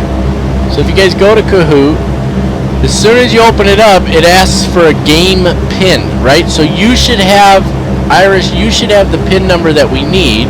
So if you give us the pin number here on the chat, then everybody who wants to participate can go on to Kahoot.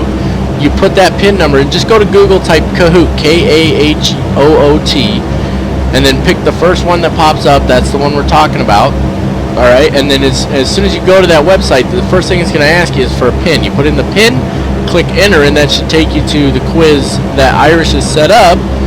And then if you set it so that they have like 2 minutes per question, that'll give them a little bit of time to discuss it here in the chat. No, I don't think so, Irish. Give us the pin number. I'm pretty sure I'm right about this. You give us the pin number in the chat, and everybody can jump over to Kahoot and they can do it on their own.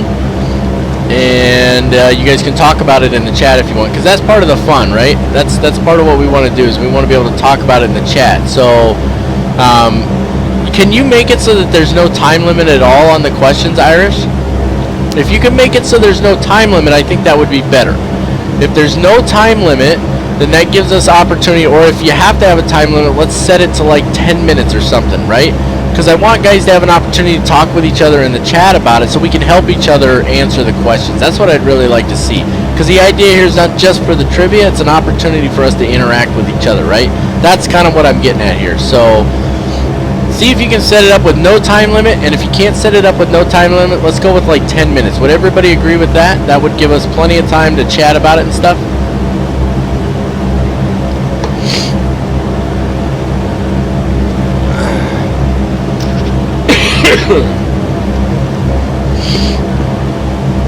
Yeah, ETN, it absolutely can be a challenge, can't it?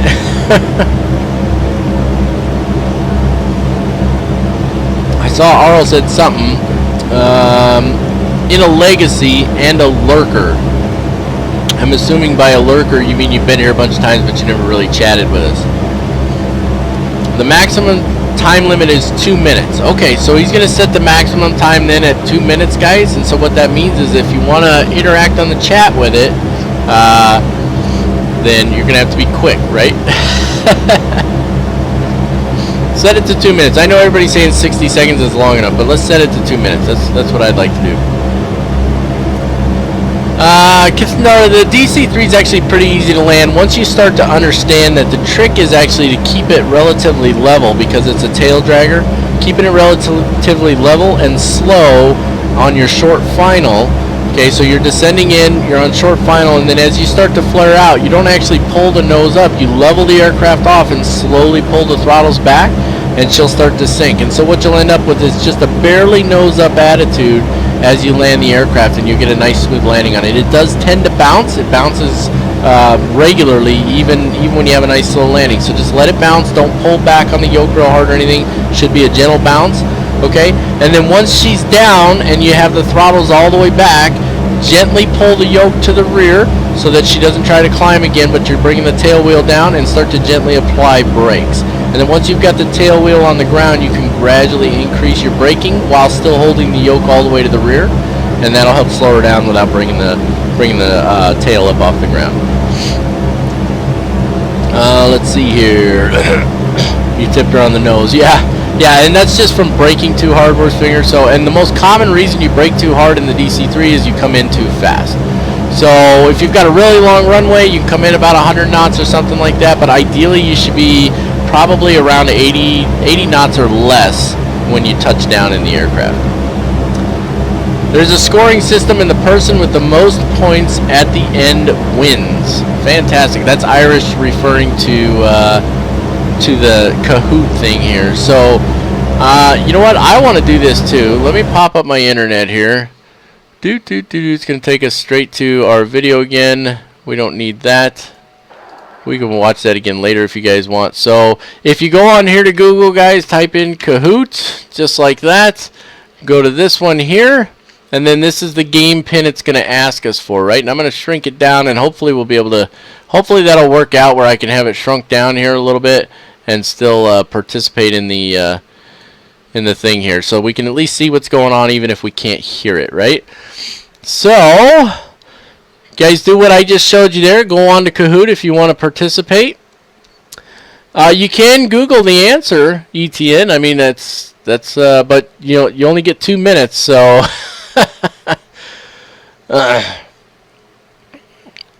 yeah, Cathindra. So obviously, I'm gonna start saying just Cathindra. I hope that that's not too far off, but that's what I keep trying to say. So I'm gonna go with Cathindra, and I hope that that's not a butchering of your name. But yeah, it'd be nice if we could do it longer, but apparently 2 minutes is the maximum. So it's a dance party in the cabin. Use the model for what? What do you want me to use the model for? Oh, for the landing. Oh, I know what you're talking about. Yeah, okay, good point. Yeah, so you got your... Let's do that real quick before we get the pin number here. Okay, let's see.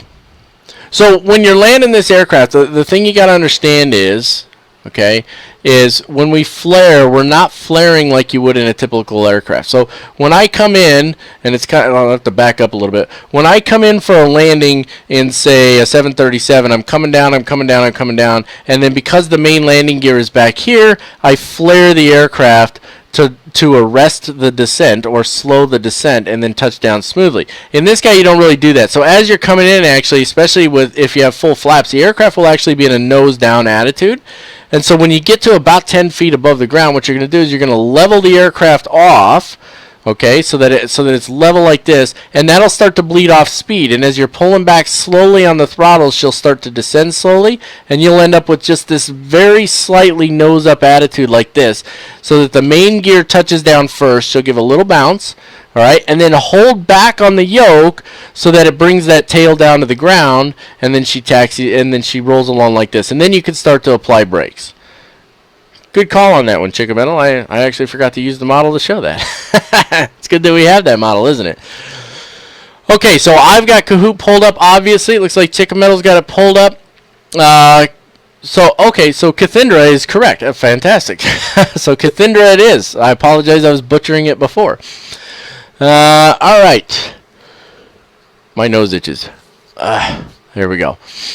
Okay, so if you guys are ready, Irish, he just gave us the pin. So the pin is 9809031. So 9809031. And that, of course, moves my view around. There we go. Nickname. Everybody knows my nickname is Captain Mac. There we go. Okay, go. You're in. See your nickname on screen. Yes, I do. Okay. Now what? Is there something? Nope. Looks like we're good. Okay. Yes. Yes, I do. Is there somewhere to answer that question? Maybe you have to have it full screen. Let me see. Let me try typing yes. It's not doing anything. Yes, yes, I see my name on screen.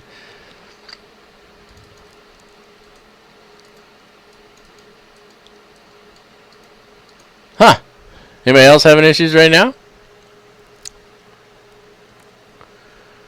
In. Oh, you think Irish has to start it? I feel like the fish on Nemo at the end of the movie. Now what? Yeah, I think maybe Irish. Do you have to do something to start this, or what's the skinny there, Pete? Oh, look, we got a nice outside view in the clouds. Cool. We'll leave that view. Okay, so everybody's seeing the same thing I am. It's asking if you see your nickname on screen. So, Irish, do you need to press go or something like that? Oh, yeah, it's, I guess so, because he's asking if everyone's in. So, if somebody's not in, say so right now so that Irish can give you a little more time. I'm going to get my butt kicked on this, watch. Oh yeah, he has to start it. So if anybody's not in, now's the time to say so. So Irish, from the time you hear this, I say give it another 30 seconds and then press play. And look at that, the airplane's disappearing in those clouds. Those are thick.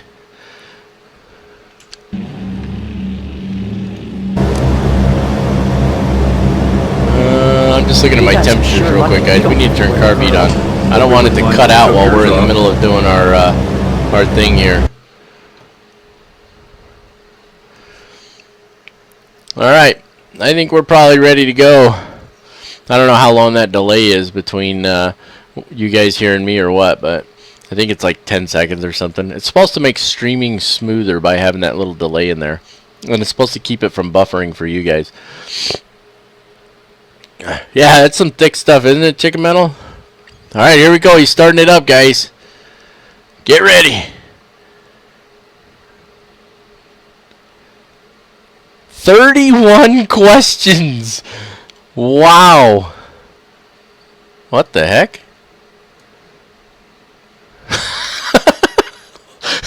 What the heck is this? I'm going with this one. Okay, I guess I got it right. You guys can't just copy me.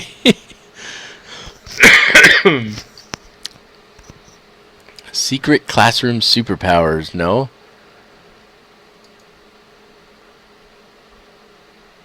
I'm still on question 1. Interesting.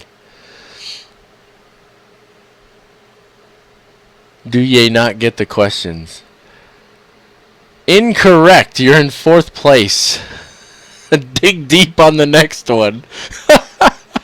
Okay, I'll dig deep on the next one. I did not... let me make this full size for a minute. Make sure I didn't miss something on that. Okay, next question then. Right? Or are we still waiting on people? Only the hosts get the question. So you don't get the questions. I guess not. All I saw was, what is the answer? Question number 2. Let's see. Question 2 is popping up. Let's see, guys. So all it's given us, as you can see on here, Irish, is I've got the red, blue, orange, and green. That's all I see. It's not... it doesn't show any questions or anything like that.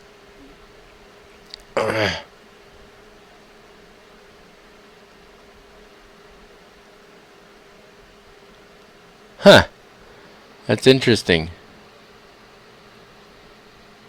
So maybe Irish Gaming Guys is right. Maybe the way this has to work is I have to host it so that you can see the questions on here. Yeah. Okay. So let's do this, guys. Go ahead and everybody back out of it, close it out, whatever. Just go ahead and leave. Alright, I'm going to go to Kahoot here. And Irish, go ahead and whisper to me the details of how I get in here. Or maybe you need to give me a link or something like that. I don't know.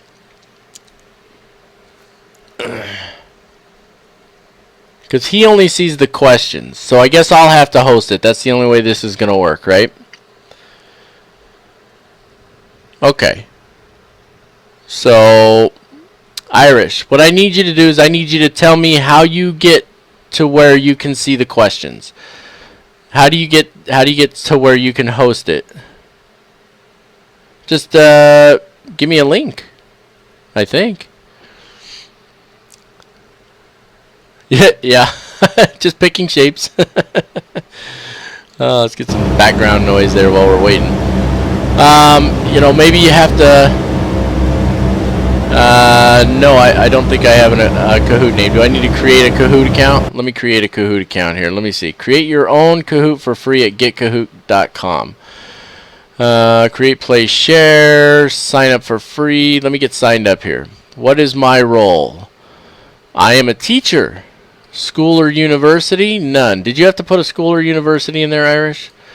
My username? Pretty straightforward. Email? Pretty straightforward. Doesn't appear to be valid. Of course it's valid. What, are you kidding me?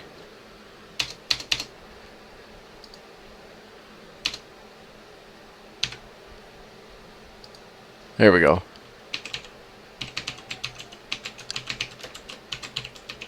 As I'm typing, it'll change views on the screen, guys. See? There we go. Okay, create a new Kahoot. Okay, I have an account now. And my account is Captain Mac. Captain_Mac.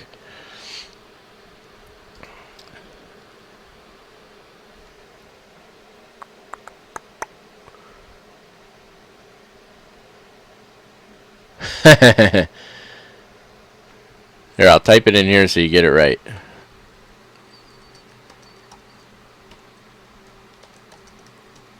Just like that. Without the three, it's without the 3588.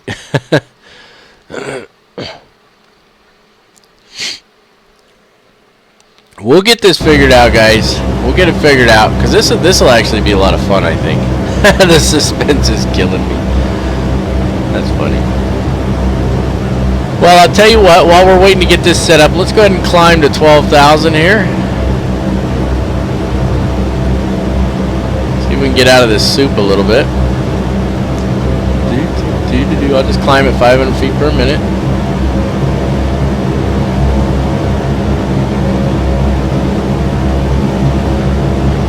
There we go, up to 12 we go. You should have it now. Let's see, my Kahoots. Shared with me 0. It's not showing up. Something's making noise on my phone.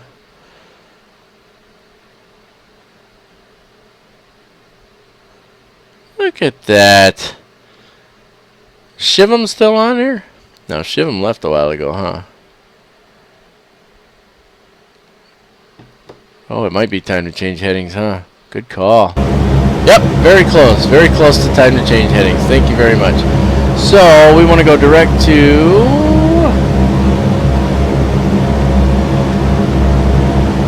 No.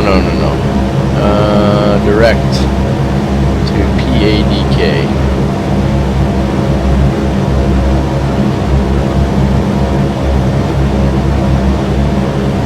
Come on.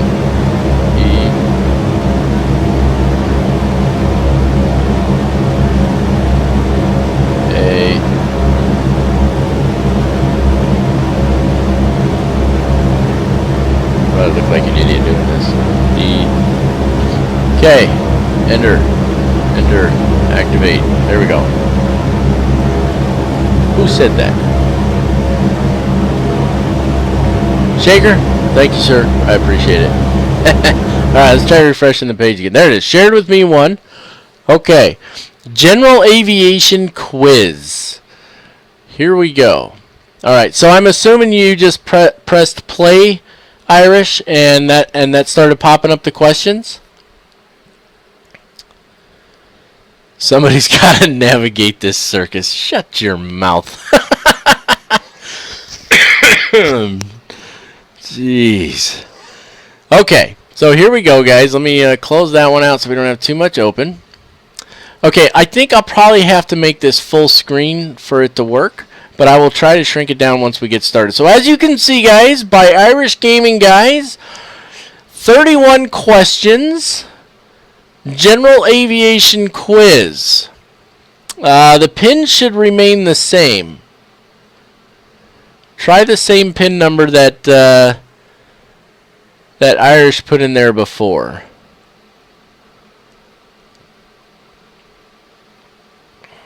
More actions.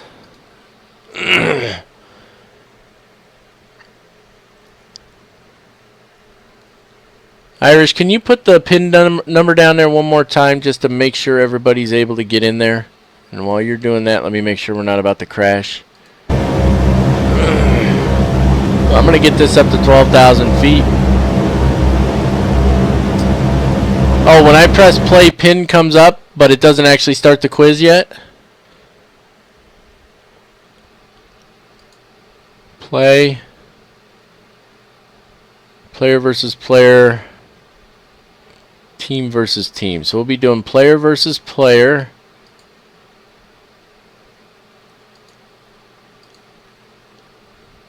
It's 100% loaded, but it's not showing me. Here's what I'm seeing so far. It's not showing me a pin number though. So I'm assuming the pin number is correct. We'll get this, guys. We'll get it. So is it the same pin number it was before? Hit classic. Okay. Classic. 88 players? No, that can't be right. Waiting for players. Okay, waiting for players. Here's the pin number, guys. Here's the pin number. Alright, so you guys start getting logged in. I'll make sure we're doing good at cruise here. Then you can hear that catchy tune in the background. Yeah, there's worse fingers in there. Naughty nicknames beware. One click on your name and you're out of the game. What? That doesn't even make sense. Alright, we're at 12,000 feet. Let's go ahead and pull. Actually, I kind of like the power where it's at. We're doing 182 knots. I think we're good. Let's take a look at our fuel real quick while everybody's getting logged in. Looking good on the left and right main.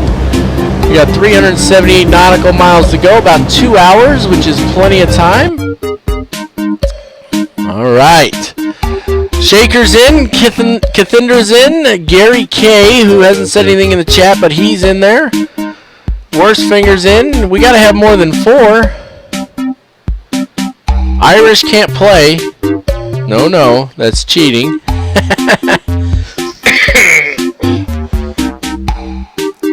Extremely unlucky says, wait for me, I want to come, I just joined the stream. We'll wait for you.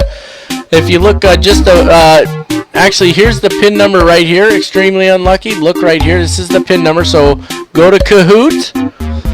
If you haven't been there before, just type it in Google. Click on the first one that pops up, and when it asks for a pin number, just type in this pin number right here, and that'll get you into the game. There's unlucky right there. Fantastic. Oh, I see what that little warning meant. I could click on somebody's name. If I click on it, you're out. Anybody else joining in? Irish is all sad because he can't play. Waiting on Chicken Metal still?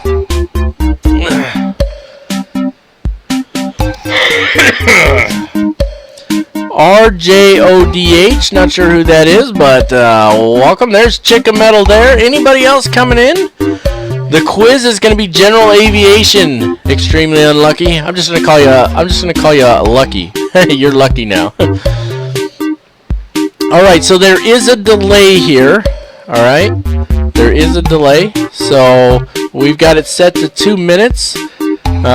There's Pat. Welcome, Pat. Fantastic. Anybody else wanting to join in? Well, I don't know that I can play Irish because I have the questions, right? I mean, I guess I could play as far as in the chat and stuff like that, and I can say what I think the answers are, right? I could do that. But I can't actually answer the questions. Hello, Gary. Welcome. I take it that Gary K on the game here is you. No looking off my answers, Shaker. All right. I think this is going to be fun, you guys. What do you think? I think this is pretty cool here. All right. You can just open another tab and enter the pin. Okay. Alright, let's see. Cahoots. Created by me. This is the other tab I got open. I don't know if it'll let me... Let's see here. My Cahoots. Public Cahoots. Let's go there. No. Those are just other ones that people have done. That's not what I'm looking for.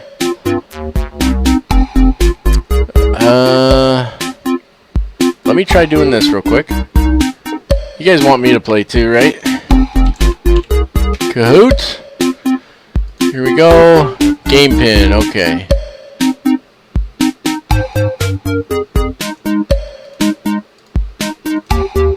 Paste. Enter. Nickname.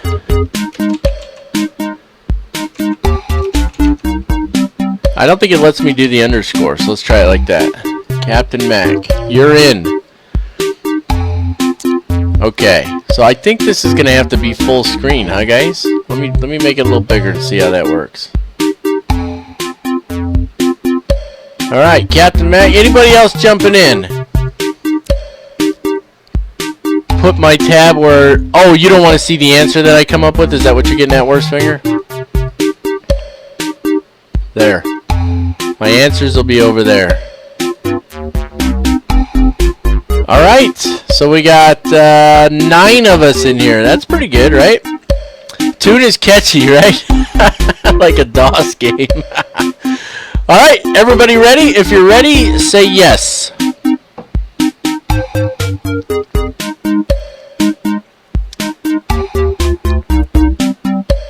Waiting for everybody to say yes. 10 player. Oh, we got another one just jumped in.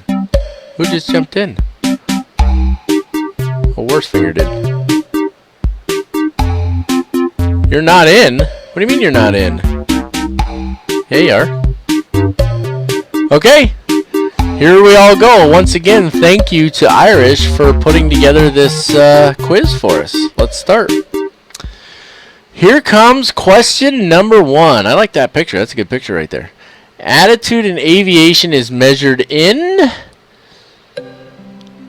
Okay, so there you go. So that was the question. Attitude in aviation is measured in what? Meters, feet, miles, or yards? I'm sorry, not attitude, altitude.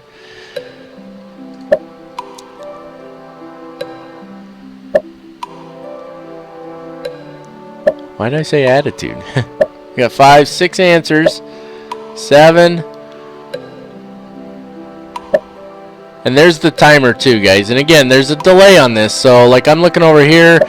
This is at 86 for me. It's 10 seconds. It's a 10-second delay. So when you see that timer and stuff, there's a 10-second delay, guys. All right. I got it correct. Everybody got it right on that one. Fantastic. Show image. Oh, okay. All right, next question. Clearly it's yards. Somebody's trying to rig the game. Next question coming up.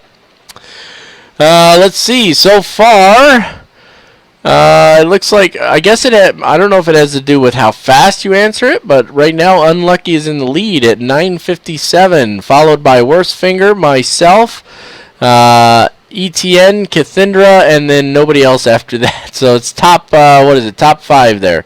All right, next question. What does FAA stand for?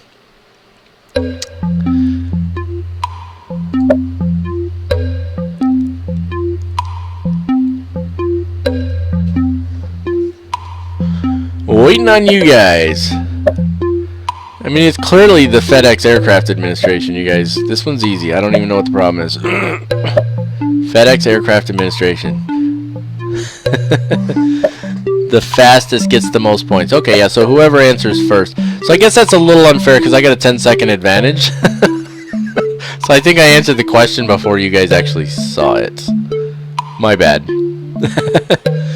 Waiting on one more. There we go.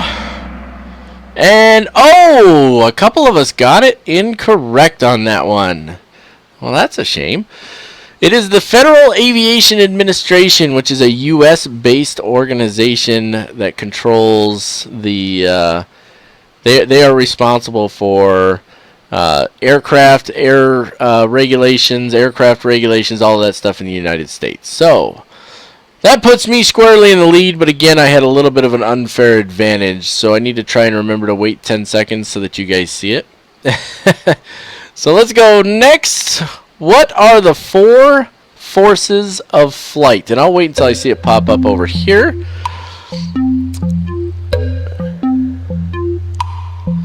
There's the question. There it is. There we go. I waited that time. I waited. I waited until I could tell that you guys could see the question. The Savage, this is in fact Kahoot, and we are playing a trivia game that was created by Irish Gaming Guys, one of my longtime subscribers. It is not rigged. Give me a break.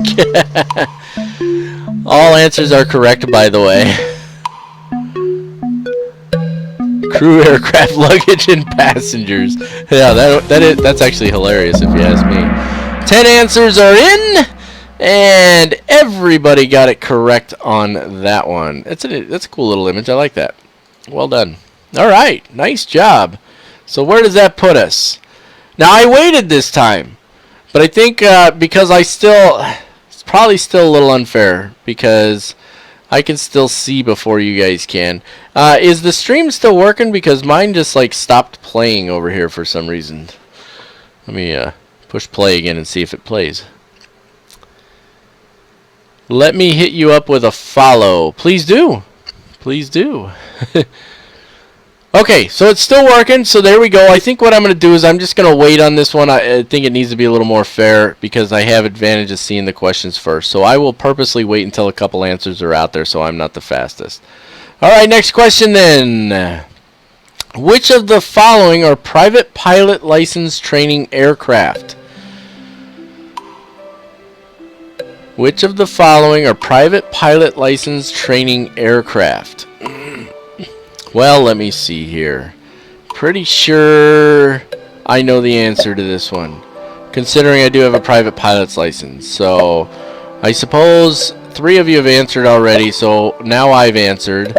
So I want to make sure that I'm not automatically the fastest every time. That's not fair.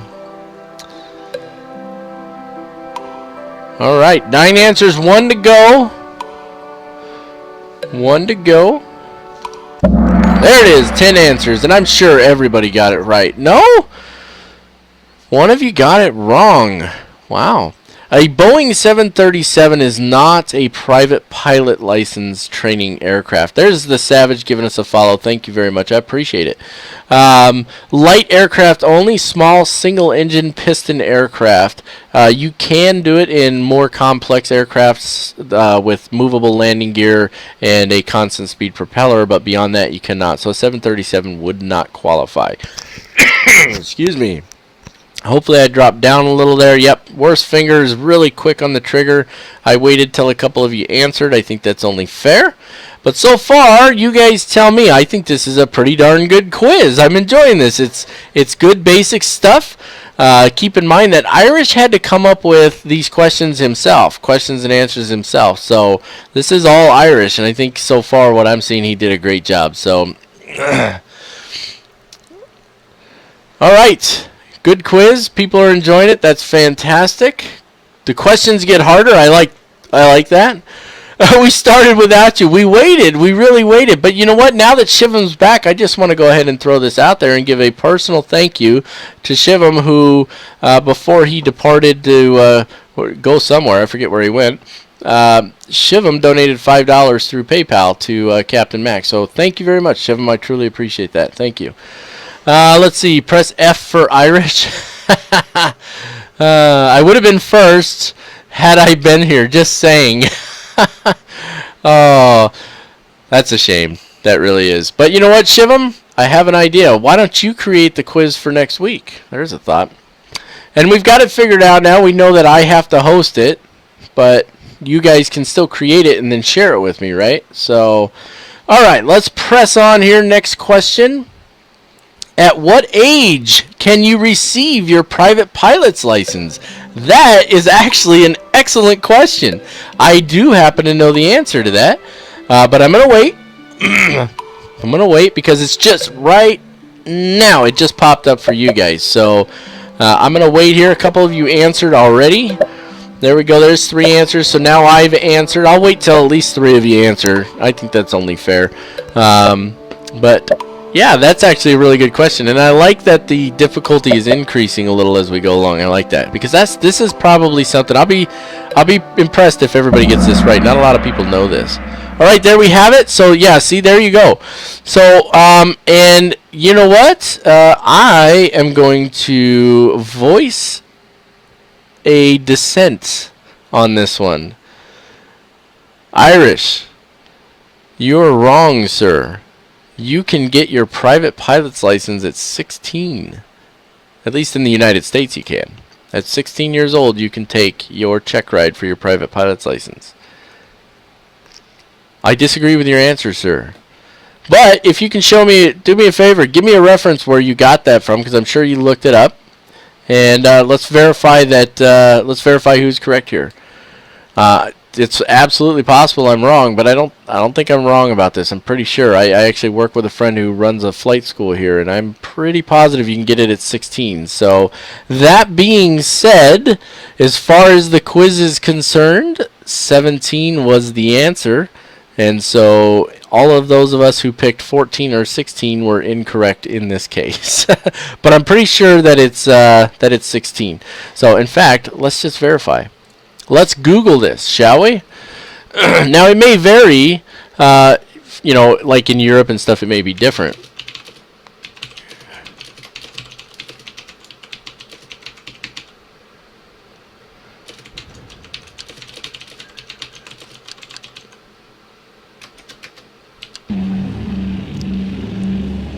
No, I don't need the number 1 in there. That was just me changing my view back. Look at the rain out there. Let's see. What do you think? Wikipedia work? Let's go to Wikipedia. They're pretty good. Does it say? Anybody got an answer over here? It is 16. The minimum age for a private pilot certificate is 16 for balloons and gliders and 17 for powered flight. Where are you referencing that from, Worst Finger, if you would please, sir?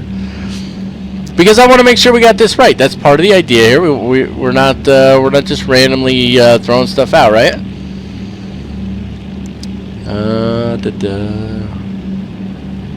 Frequently asked questions about flight school. I'll bet it's in there, right? Yeah, is there an age limit?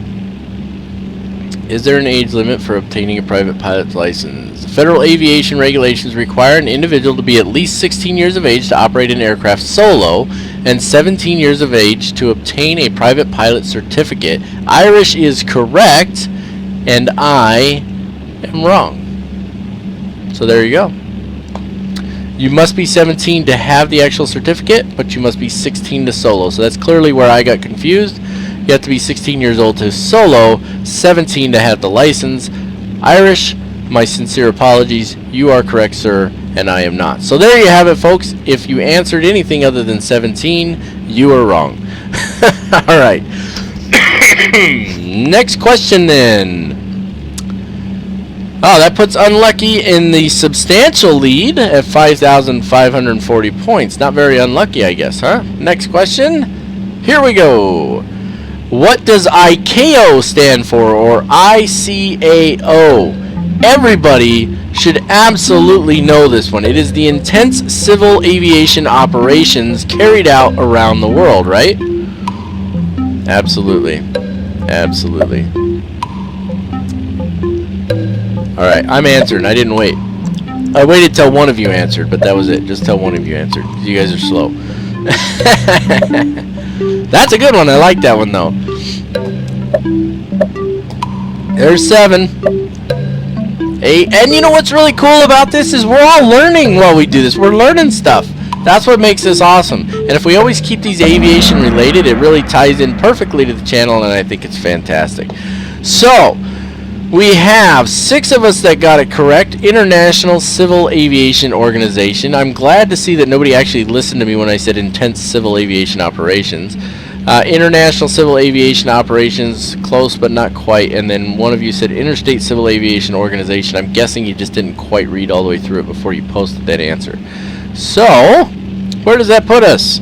Unlucky still substantially in the lead, doing a fantastic job. We need to dethrone him here soon, guys. I need y'all to step up your game a little bit, okay? Alright, let's get to the next question then, shall we?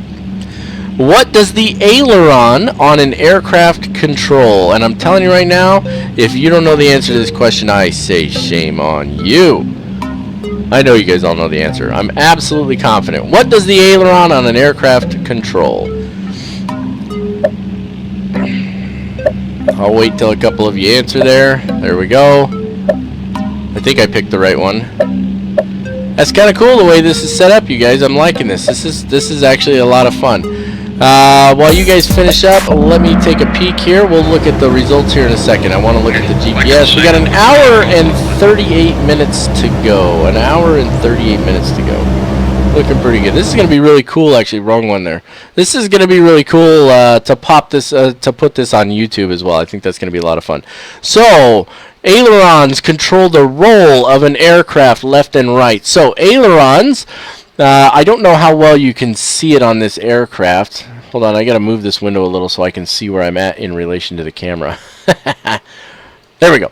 Okay. So, I don't know, you should be able to see the ridges right there, right? So, those are the ailerons on the DC-3. And so, what happens is, when you want to roll the aircraft left or right, you use your yoke and you turn the yoke left or right. And that adjusts the ailerons. One goes up and one goes down, alright? That adjusts the ailerons, and it makes the aircraft roll to one side or the other. So, ailerons are for roll, not for pitch. So, alright, good question. I like that one. Excuse me. Alright, so let's see where we're at here. Let me move this window just a little more.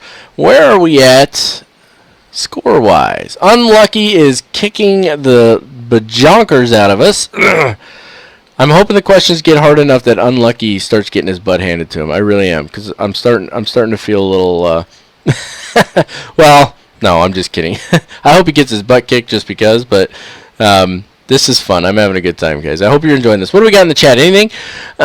Span-wise lift distribution. I was clicking the picture on the stream and not on my window. ETN was looking at the stream trying to click the answer there. Wrong one, ETN. Wrong one. That's funny. That's actually hilarious. What else we got here? Any other good, funny comments? Let's see. Where are we at? Parents live in Stafford. Good conversation going on there. Rolls. Oh, yeah, I like rolls, too. Spring rolls. Missed one. Missed 2 so far. Alright. Chicka Metal's in 3rd place. She's doing a fantastic job. Unlucky is kicking our butts. And so far, I'm holding my own nicely. Let's go to the next question, shall we? What is the world's largest airplane? The world's largest airplane, ladies and gentlemen. And everybody should know about this. It's highly commercialized. It was a huge deal when it came out. World's largest airplane. Alright, 3 answers, 4. I'll give you a hint. It is not, I say again, it is not the glider you see in that picture. How do you like my hint? Pretty good, right? Okay, that one went pretty quick. It was the Antonov 225. Now, for those of you who fell for my trick and chose the Airbus A380, the A380 is the largest passenger aircraft in the world. The Antonov AN 225 is strictly a cargo aircraft. So, good one. I like that. What do you guys think? Shivum says a 172. The Spruce Goose.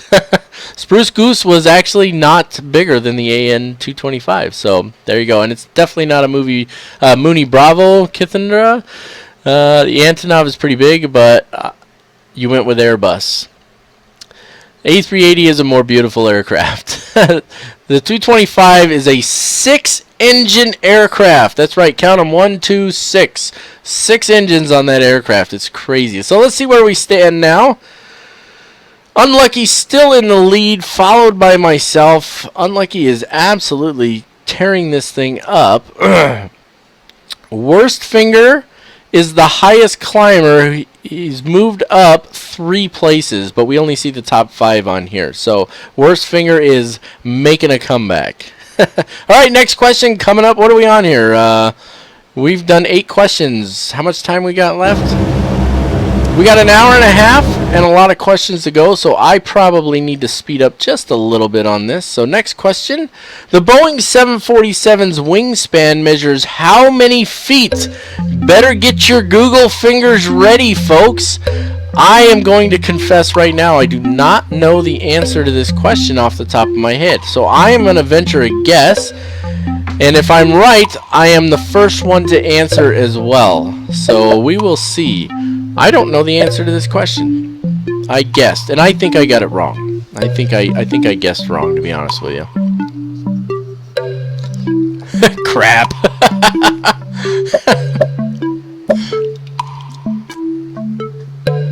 Oh, this is awesome. I'm enjoying this. Thank you very much, Irish, for putting this together. This is a good quiz so far. I'm having a good time with this. It's going to be hard to top this first quiz, isn't it? How much is 1 feet? There we go. And I got it wrong. I got it wrong. It was 195 feet. So we have 4 individuals got it right. Probably because they Googled it, I'm assuming. I did not Google it. I took a guess, and I guessed 220 feet. And clearly I was wrong. And then 2 of you guessed 186 feet. So, next. Unlucky is destroying us now. Because clearly he got it right. And yeah, so I'm not doing too well here. My lovely wife just stepped in. I think she's going to get an energy drink. Can I have a Monster when you're done? So she'll be in the background there hooking herself up. Stop staring at her butt, guys. Okay. All right. Next question here. What is the approximate cruising speed of a commercial jet? That's a pretty good question. I actually like that one very much, and it will vary a bit, but there's an average, and so that's what I'm going to choose, is what I think the average is. And I think I got it wrong, now that I think about it. Because he put it in miles per hour, right, which is different than knots. Knots and miles per hour are not the same. So I think I actually just got this one wrong. But we'll find out here. We will find out. Anything in the chat? 100% guess.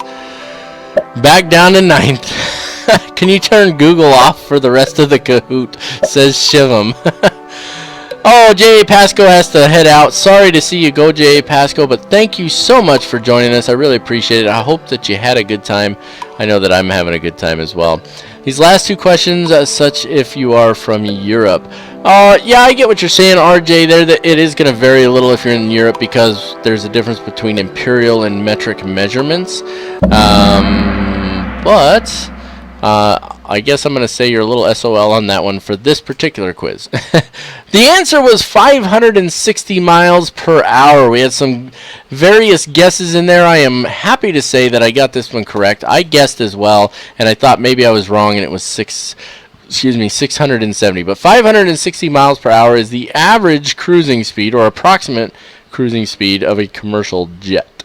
So, let's see where we stand here. Worst Finger came out of nowhere and has jumped all the way up to 3rd, which is absolutely awesome. Thank you, sweetheart. I love you. Thank you. Came out of nowhere all the way up to 3rd place and is absolutely on fire, and that is friggin' cool. Way to go, Worst Finger. So before we go to the next question, real quick, just down in the chat, are we enjoying this? Is this something you guys are enjoying? Is it adding to the depth and the enjoyment of this live stream? I think it is. because it's absolutely giving us something to do that kills a lot of time while we're just at cruise altitude. So while you guys are answering that, I'm going to move this out of the way, and I am going to climb up to 14,000 feet where we need to be. Here we go, 14,000 feet. Let's increase our power a little bit here.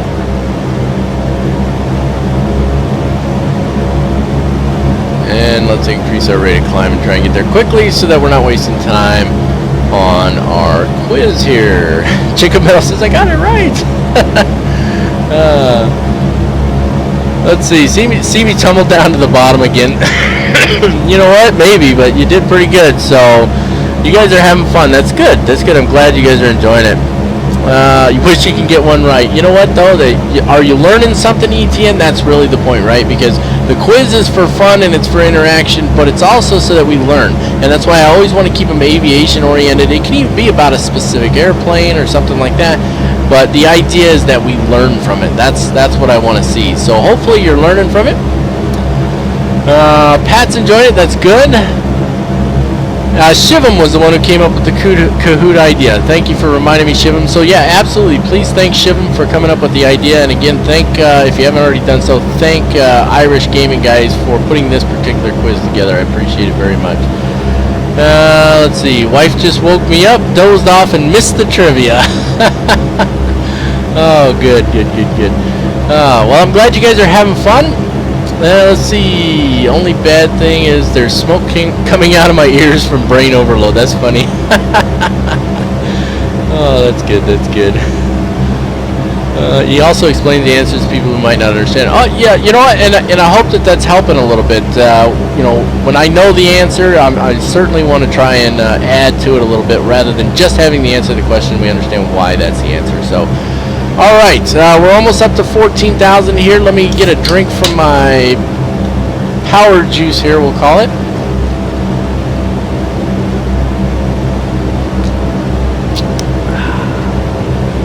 I need it because these allergies are they're kicking my butt and making me tired. All right, almost there.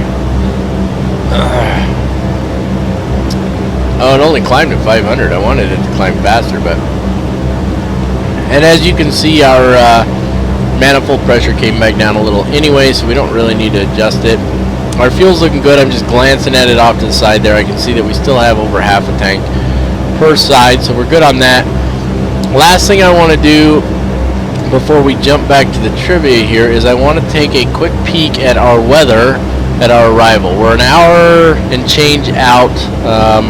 That'll decrease a little as we increase speed here again. But I just want to take a look at our weather so that we know what to expect. So destination weather, ADAC is cloudy. I'm concerned about the ceiling. Overcast at 2,900 feet. Dear God, help us all. Overcast at 2,900 feet. So we're definitely going to have to see if we can pull up some charts for this. I'm sure we have some somewhere. We'll pull them up as we get closer. But be prepared for an interesting landing. So we've gotten back above the clouds a little bit for now, so that's fantastic. Away we go, back to the quiz. Worst finger making a charge. Unlucky, still kicking everybody's butt. Not quite as unlucky as they think. Next question then. The speed at which the pilot rotates the aircraft is also known as V2 speed. Is this true or is this false? The speed at which a pilot rotates the aircraft is also known as V2 speed. And I know the answer to this one. I'm throwing it in there now.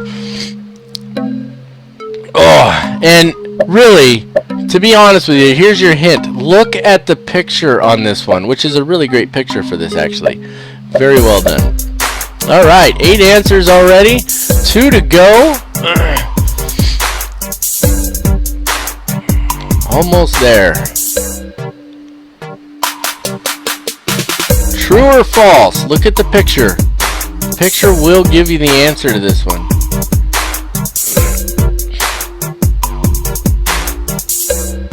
Now, if you're not used to flying large jets and stuff like that, this one may be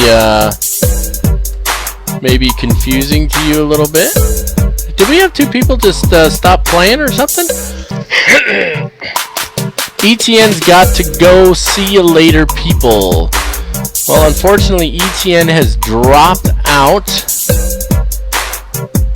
Thank you for joining us, though. I'm glad you were here. Yeah, you know what? I'm not sure what to say. I gotta probably remove you from the chat, or not from the chat, but from the quiz here. But thanks for joining us. I really appreciate it. Thanks for the interaction. Great to have you on here, and I hope that we'll get a chance to see you on the next one. So we got 2 people that didn't answer the question. The answer is false. V2 speed is the speed at which the aircraft can safely climb at, I'm sorry, hold on, ETN just followed. My little thing dinged at me. Thank you for the follow. I appreciate it, ETN. I hope you have a fantastic day. V2 speed is the speed at which an aircraft can safely climb on one engine. Correct me if I'm wrong, somebody, but I'm pretty sure that's what V2 is. Extremely Unlucky says V2 is the gear up speed. V1 is not the rotate speed. Extremely Unlucky. V1 is the speed at which you must take off now. And let me be careful about how I phrase that. It's not the speed at which you rotate. V1 is the speed at which you no longer have enough runway left to stop the aircraft if you abort the takeoff. So V1 means once you hit V1, you are committed to taking off. That's what V1 is, okay? And it varies based on how long the runway is, runway conditions, how fast the aircraft needs to go for departure, all of that stuff, how much thrust you're using, the whole shebang determines V1. And then V rotate is the speed at which the aircraft can safely climb with 2 engines, and so you can rotate by pulling the nose up. The aircraft starts to climb up into the air, and then if I remember correctly, V2 is the speed at which the aircraft has enough momentum that if you lose one engine, you can safely climb. I think, but I think there's a little more to it on V2. The minimum speed required for maneuvering with one engine is what Shivam says, and that sounds a little bit more accurate.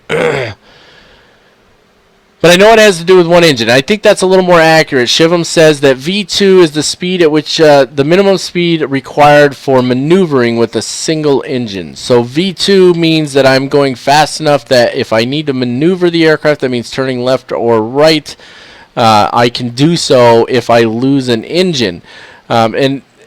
And so I can climb out still. If I haven't quite reached V2 yet, I can continue to climb on one engine, though I would definitely lower the nose to do so. And then I can continue on from there. So there we go. That's what V2 is. Let's see. At the Savage, Captain Mac has his private pilot's license. Yes, I do. I do have my private pilot's license. To be honest with you, V2 is not something that you really worry about too much with a little Cessna. So there are things like that I have to constantly follow up on those things. When I go to fly, I usually give myself, because I don't get to fly very often in the real world, I usually go through a little refresher. I scan through my books and stuff and make sure I'm tracking on anything that's critical to flight. V2 is not something that I usually look at because it is not critical to my ability to fly a single engine aircraft, because it has to do with multiple engines. So there you go. Let's see. Have you tried a jet yet? Yes, she has. She's been working on it. Okay, let's see. Where are we at here? Now, so here's the deal. Unfortunately, it looks like I can't remove the individuals that aren't participating in the quiz anymore, and because they're too far down on here, which is kind of a shame. It'd be nice if I could check everybody, but it doesn't let me do that. So it is what it is. So we may have to wait the full round each time, but on we go. We need to charge forward. So question 12. The heading of runway 14 left is 140 degrees. True or false? And my hint to you is the runway you're looking at in the picture has absolutely nothing to do with the question. It's just a runway. All right. True or false, ladies and gentlemen?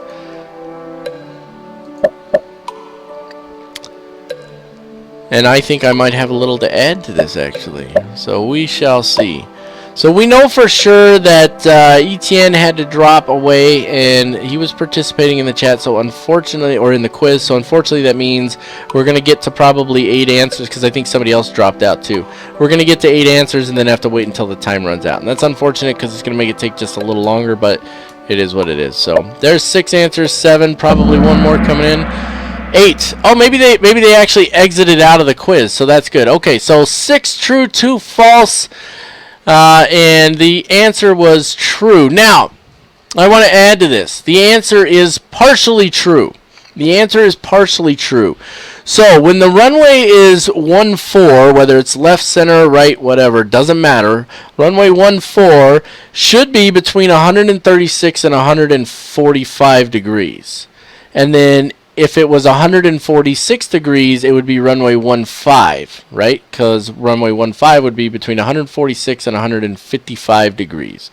I believe my degrees are right on that, but there's a gap in there. Doesn't mean it's actually 140 degrees. So I would say maybe, Irish, the way the question is worded is just a little off.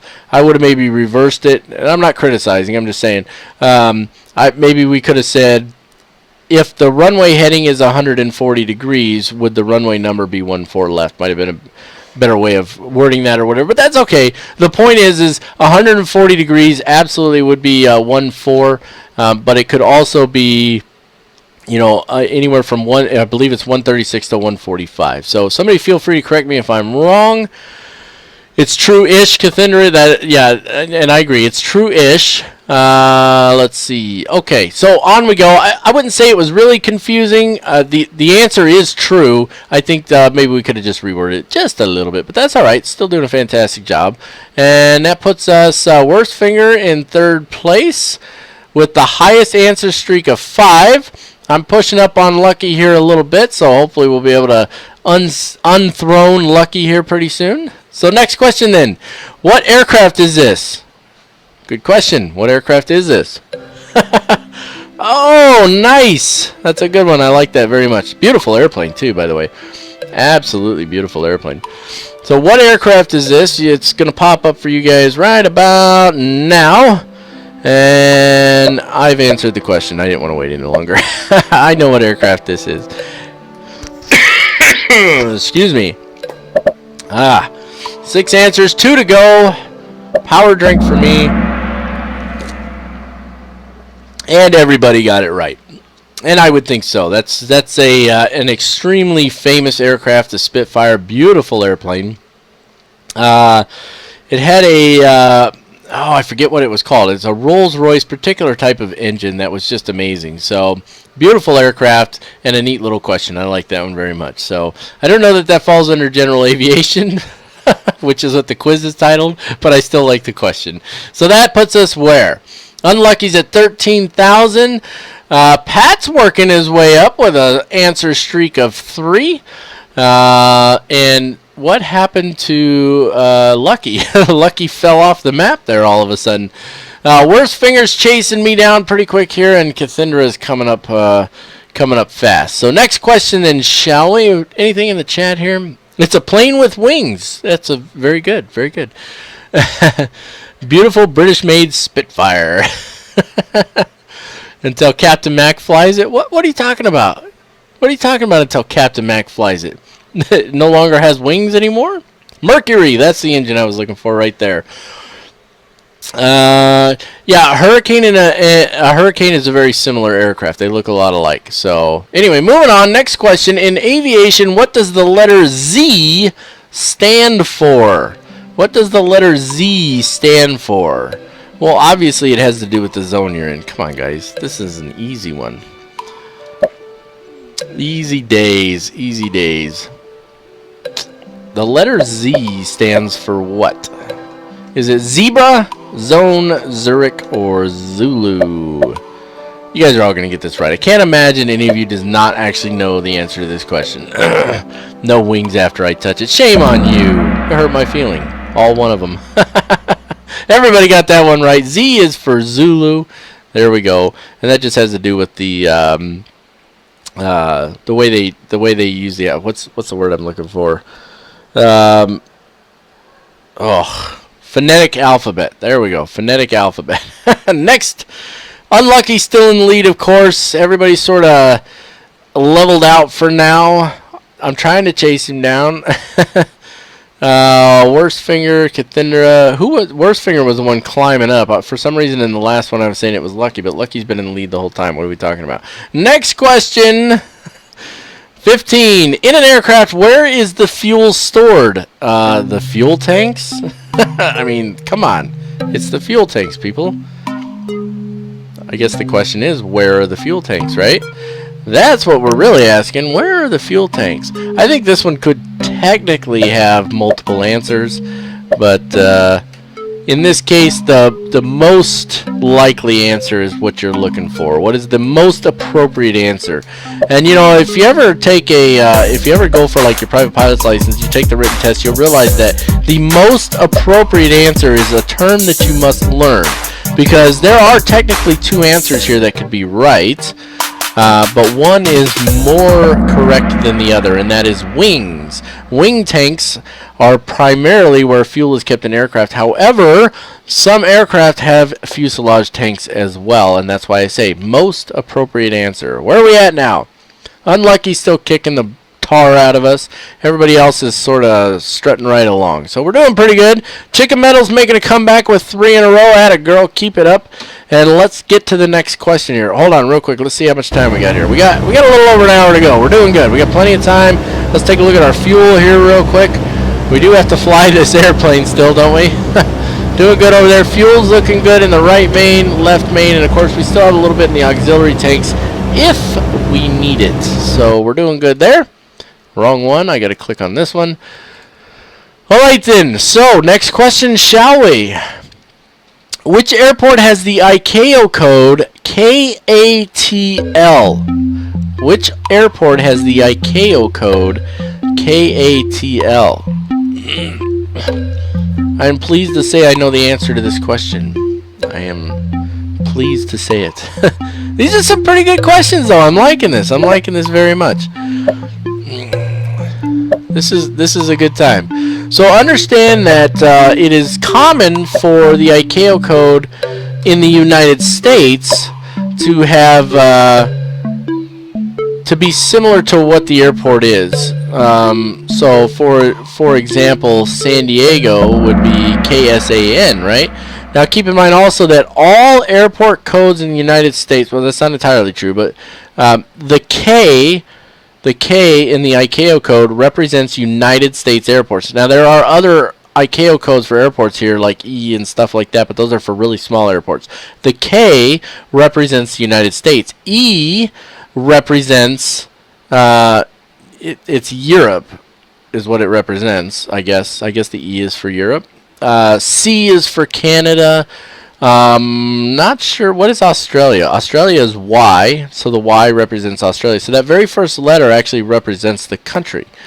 Everybody got that one right. Fantastic. What was the picture? Oh, it's just a picture of the United States. Okay. So where are we at now? Unlucky. I'm chasing you down, buddy. I'm chasing you down. Worst finger coming on strong. Chicken Metal has hit a 4-answer streak. She's going to be back in the game in no time. Anything going on over in the chat here? Somebody says Chicken Metal's slacking. Can't see your name on the board. Shaker, I've been to that airport too. It is big and it is busy. That is also the hub. Little side note here. Little side trivia. You can throw your answer down in the comments. What major airline has their primary hub at Atlanta's airport? KATL. Canada is C, E is UK, or Europe, C is Canada, Y is Australia. About to drop. You're gonna have to leave here, Lucky, or are you about to drop down in the scoreboard? Is that what you're saying?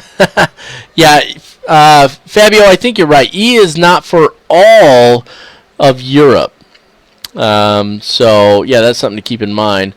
I've been to it in a semi to pick up freight. Oh, okay, fantastic. Shivam's got a fan club going for you, Chico. FedEx, Delta. It is Delta Airlines, actually, Shaker. FedEx does not have a hub there. FedEx hub is in Memphis. FedEx hub is in Memphis. And you are correct, Fabio. France is L. It's L.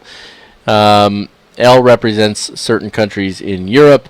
And then, because it doesn't always have an F for France, does it? Or maybe it does. Maybe I'm wrong. Easy's got to run. That's a shame. But great to have you here, Easy. Thanks for joining us, buddy. I really appreciate it. Sorry you didn't get to do the trivia with us, but hopefully next time. So everybody say goodbye to Easy. Great friend of mine, been friends for a long time. And don't forget that Easy and I will have a major announcement for you in the not too distant future. Moving on to the next trivia question. You can get sucked into an aircraft toilet. I'm sure this is a true or false question. Can you get sucked into an aircraft toilet? And I love the various answers here. True, false, maybe, or anything is possible, I suppose. I'm curious to see what ultimately was Irish Gaming Guy's answer for this, because I know what answer I've picked now, and I think I have it right here, but we'll see. We will see. Anything's possible, I suppose. That's funny. False. I absolutely disagree with you on that. I disagree with you because Mythbusters did a thing on it, and basically what it comes down to, I guess maybe the argument could be made that the question is specific. Can you get sucked into an aircraft toilet? I should have chosen false. I chose maybe. I should have chosen false because you can't get sucked in there. It's not big enough for that. But you can get stuck to it. If you flush it and you've got a very large rear end and you flush it, the suction could stick you to the toilet and it can become, in fact, it did happen once. A lady got stuck to an aircraft toilet. But I guess she didn't get sucked in, so that's my bad. My answer was incorrect. So where does that put me? That drops me down to third place. Worst Finger has come all the way up to second place and is now chasing down Unlucky. Oh my goodness. With an answer streak of 10. That's awesome. All right then. Let's see. Little chat going on over here. Oh, regarding snow. Okay, next question then. Which speed must you maintain under 10,000 feet unless otherwise instructed by ATC? That's a fantastic question. I like that one. Which speed must you maintain under 10,000 feet unless otherwise instructed by ATC? Good question. I like that. And this is important to just general aviation, right? Understanding what the rules of the sky are. Alright, the answer was 250 knots and everybody got it correct, and I can add to this that this is the same globally. It doesn't matter what part of the world you're in, the rule applies the same across the board. 200 knots is the speed you must maintain within a certain distance of a Class B or Class C airport. And I don't remember what that distance is, but there you have it. Unlucky in the lead, Worst Finger right behind him, and now I'm trying to chase them both down. Let's see how it goes. Next question, if you please. There is no row 13 on board an aircraft. Is that true or is that false? That's a good question. I do not recall whether or not that is true or false. Row 13 on, is there a row 13 on an aircraft? I don't remember. I want to say it's false, but then again, maybe it's not. People are very superstitious, especially when it comes to things like airplanes, right? Guess we're going to find out. Good catchy tune going here, though. Good catchy tune going, right?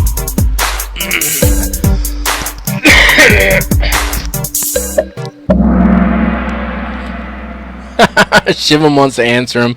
The answer is true. There is no row 13 aboard an aircraft. That's funny.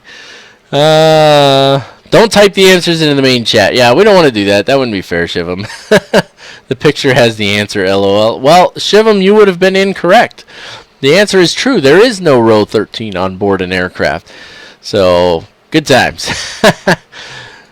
Just like there's often no floor 13 in a building. They usually skip floor 13 as well. So, that dropped me down further, which is interesting.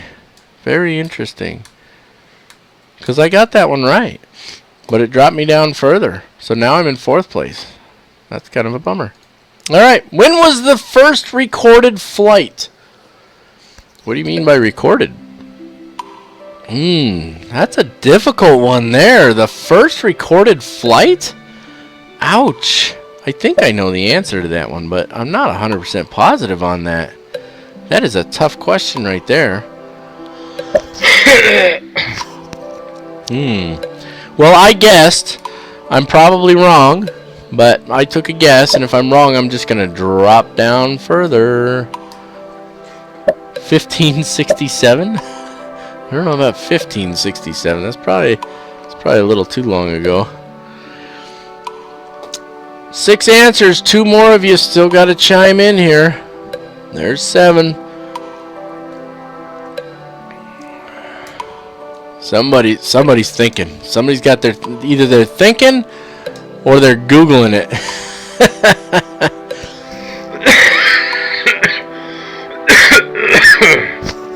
Oh, my apologies for all the coughing. The allergies, I'm telling you. Oh, it is hot in my office too. Still waiting on one more of you, unless somebody else dropped out of the chat. Nope, there it is, or not the chat, but 1903 was the correct answer. 1903. A couple of you chose 1900. One of you went with 1876, and one of you went with 1889. But the correct answer was 1903, and that was the Wright brothers. In what state? In what state did the Wright brothers conduct their first flight? That is my follow-on trivia question. Oh, I got back to 2nd place. Unlucky just dropped out of the lead like an absolute bomb from 1st all the way down to 3rd place finally after a severe number of questions. That was question 20. We have finally dethroned Unlucky down to 3rd place, and Cathindra is now in 1st place with 19,663 points. That's fantastic. Please no history. Did anybody answer that? First flight. It didn't say powered flight. The first recorded flight is what it said. The first recorded flight. And the first recorded flight was the Wright brothers in Pennsylvania. Pennsylvania, I believe, is the correct answer. My useless history knowledge pays off. Please no history. No idea how I got to 1st from 4th. I don't know, but you know what? You're there. So let's go to the next question. In total, how much wiring is there in a Boeing 747? How much wiring is there in a Boeing 747? That's a really good question, actually. I think I know the answer to this one, but I'll bet you that I'm wrong. But I'm going to try it anyway, and we shall see whether or not I am correct. How much wiring is there in a Boeing 747? That's a good question, Irish. I like that one. Once again, I just want to say, Irish, thank you so much for putting together this quiz. It's really good. I'm enjoying it. I'm having a good time. There's 5 answers. 6. This is a tough one. I know somebody's Googling it. I don't know who, but people are Googling away. Let's see. How am I supposed to know this? I got it wrong. I got it wrong. I chose 18 miles. There is 171 miles of wiring in a Boeing 747. My word. Would you do me a favor, Irish, and just post a link in the chat there to where you found that information? That is absolutely ludicrous. 171 miles of wiring. I'm not surprised, but that's crazy. So where does that put me? I dropped all the way down to 4th place. Cathinder's all the way up in 1st with 21,000 points. And Lucky managed to jump back up to 2nd and scrape his way through. Chicklemetal's jumped in there. She's down in 5th. I can't let her overtake me. I need to climb back to the top here. Irish made it up, huh? I don't know if he made that up. I don't know. The questions show you how much wiring is in an aircraft. And down I go.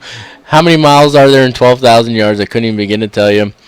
There's the link right there, guys. There's the link from Irish Gaming Guys on where you can find that where he got that answer from. So there you go. Next question then, while you guys take a look at that. In which year did the Concorde enter commercial service? That is a good question as well. Ooh. I am not sure. I'm not using Google on this, so I'm going to have to guess. I'm going to have to guess on this one. I think that I think I know the answer. I'm debating between two of them. I'm going to go with this one. That's what I'm going with. We shall see if I'm right or wrong. I'm not Googling, as you can see. You'd probably know if I was Googling. You'd see me typing and stuff. So, not Googling it. I don't know if I got it right or wrong. I was really a little torn on this question. That's a good question, though. I like that.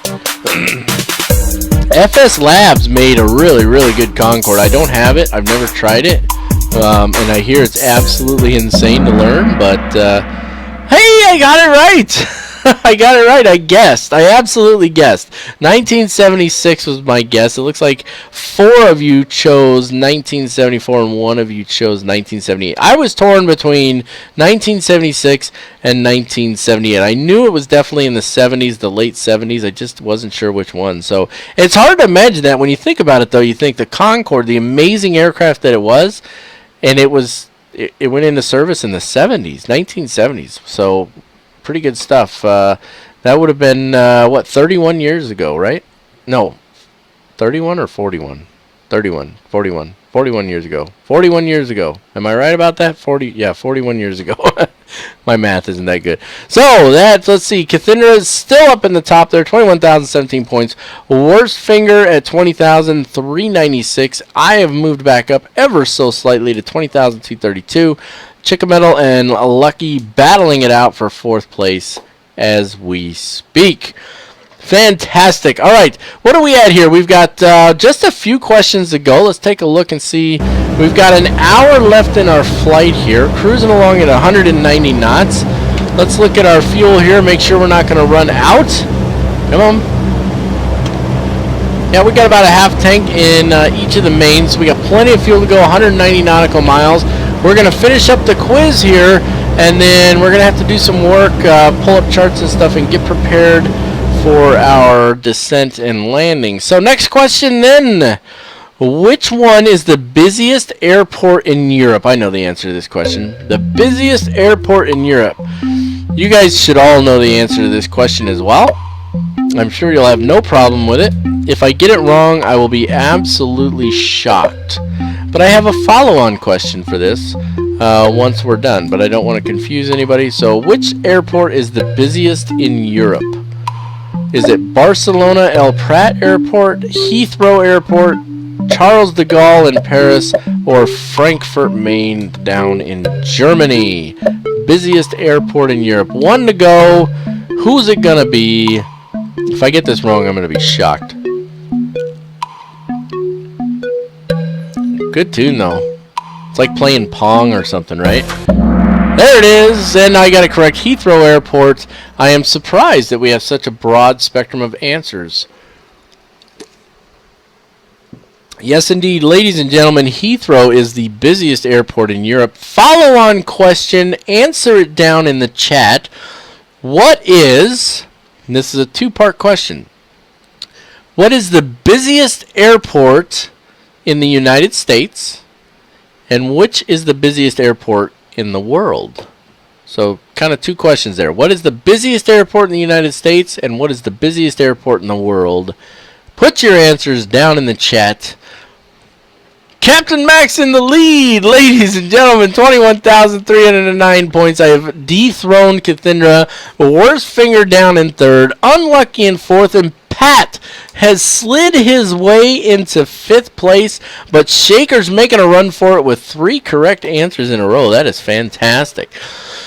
Let's see. Shivam says Midway in the United States is the busiest airport in the U.S. and that Dubai is the busiest airport in the world. Chickametal says O'Hare is the busiest in the U.S. and Hong Kong in the world. Pat says JFK with a question mark.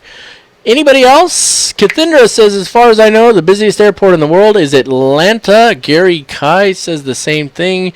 And you two are correct. Atlanta is the busiest airport in the United States and the busiest airport in the world. Atlanta, busiest airport in both the U.S. and the world. It's crazy. One more follow-on question just for the fun of it. What is the 8th busiest airport in the United States? I know it sounds really random. 8th busiest airport in the United States. Chew on that for a few minutes. Yes, way unlucky. That is absolutely the correct answer. Chew on that for a few minutes. 8th busiest airport in the United States. Next question for our trivia.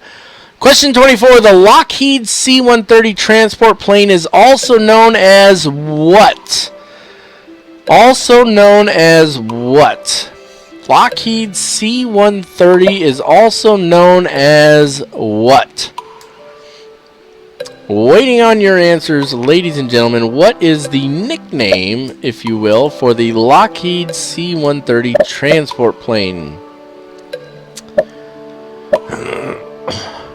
1 to go, 1 answer to go. And I have a point of debate here. Hercules is the correct answer. Everybody got it right. My only point of debate, Irish, you spelled Hercules wrong. That's not how you spell Hercules. Okay, anybody have over here, let's see, no idea. Because it's you, I'm going with Phoenix. None of the above. Hercules is spelled wrong.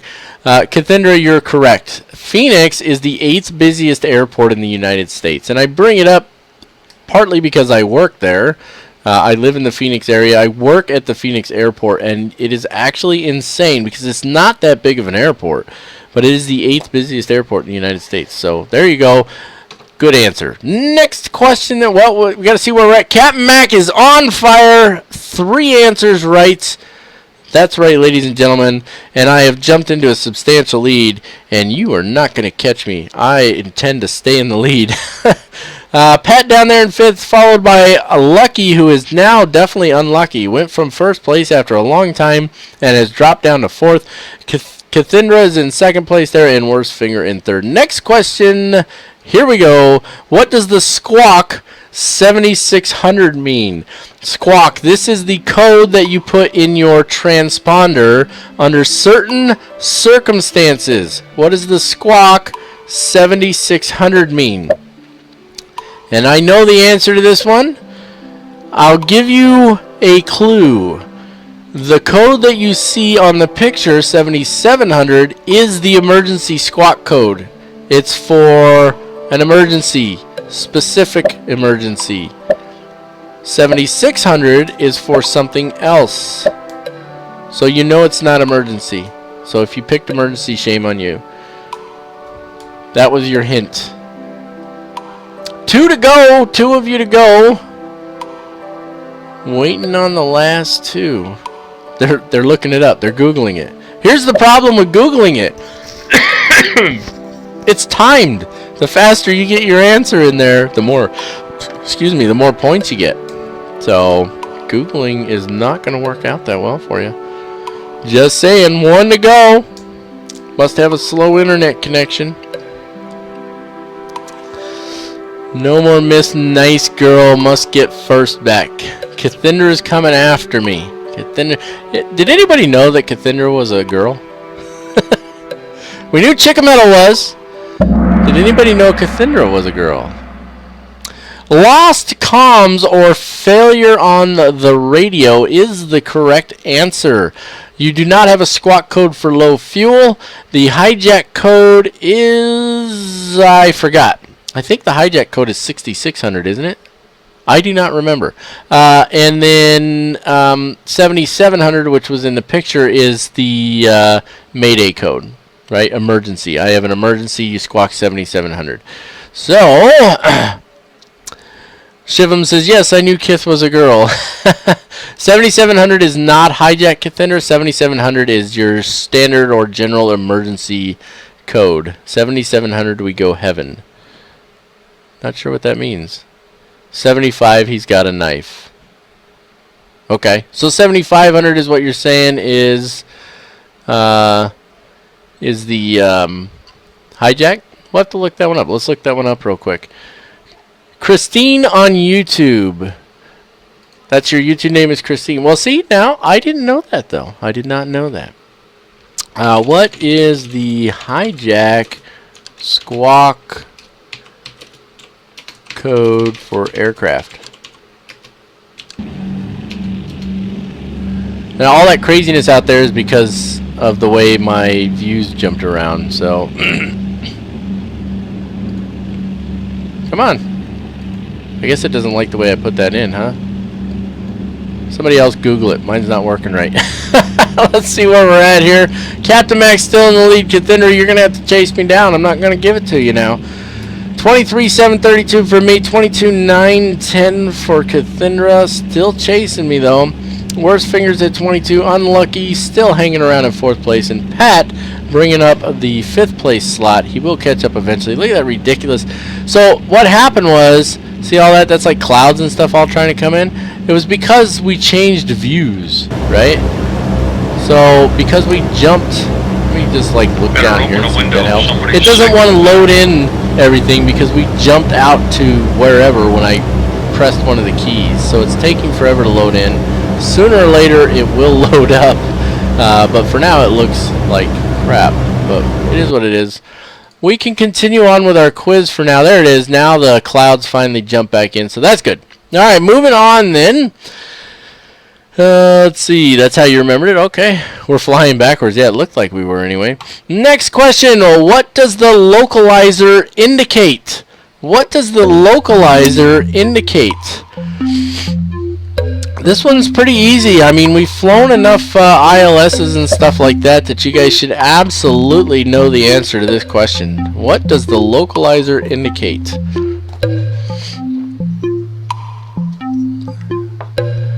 Just a few questions to go. It's taking a little time for you guys on this one, huh? There we go. There's a couple jumping in there. 4 to go.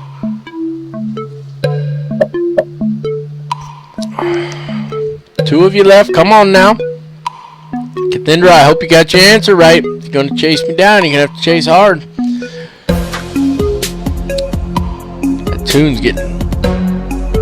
Yeah. There's 7. One more. Tracking of the runway center line. One of you got it incorrect. I don't know which one of you that was. The glide slope is not tracked by the localizer. The localizer is the left and right tracking when you fly an ILS or a non-precision approach, and the glide slope is the vertical tracking when you fly an ILS. So there you go. One of you chose the wrong answer.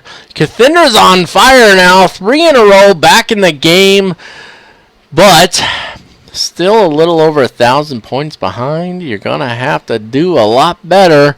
Worst finger coming in at 3rd. Unlucky and Pat still chasing it down in 4th and 5th. Fantastic. What's going on in the chat over here?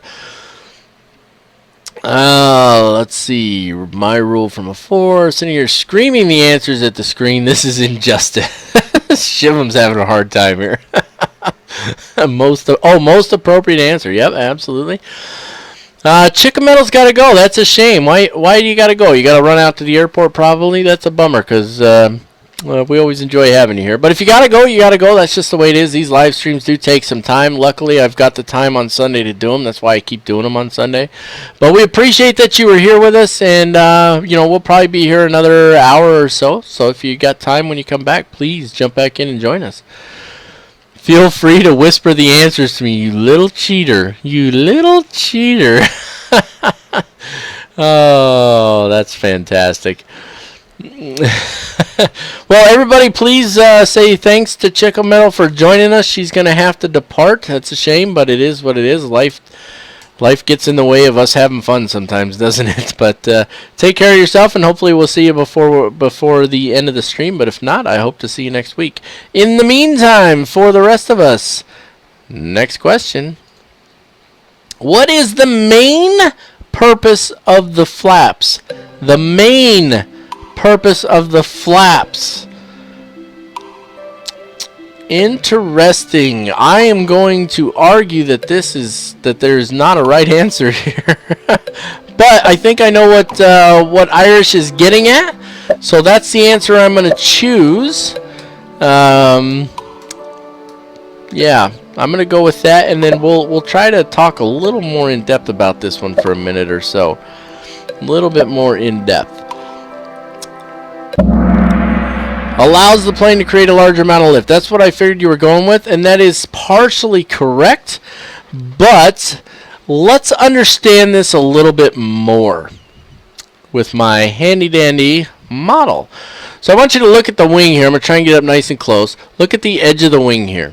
Okay, this is what I'm referring to here. So the front of the wing is rounded over, and then it tapers down and comes together at the back. So it's thinner back here than it is up here. Okay, and this has to do with the basics of lift. So what happens is the bottom of the wing is flat, or relatively flat, and the top of the wing is ultimately curved. So it comes up and then slopes down, right?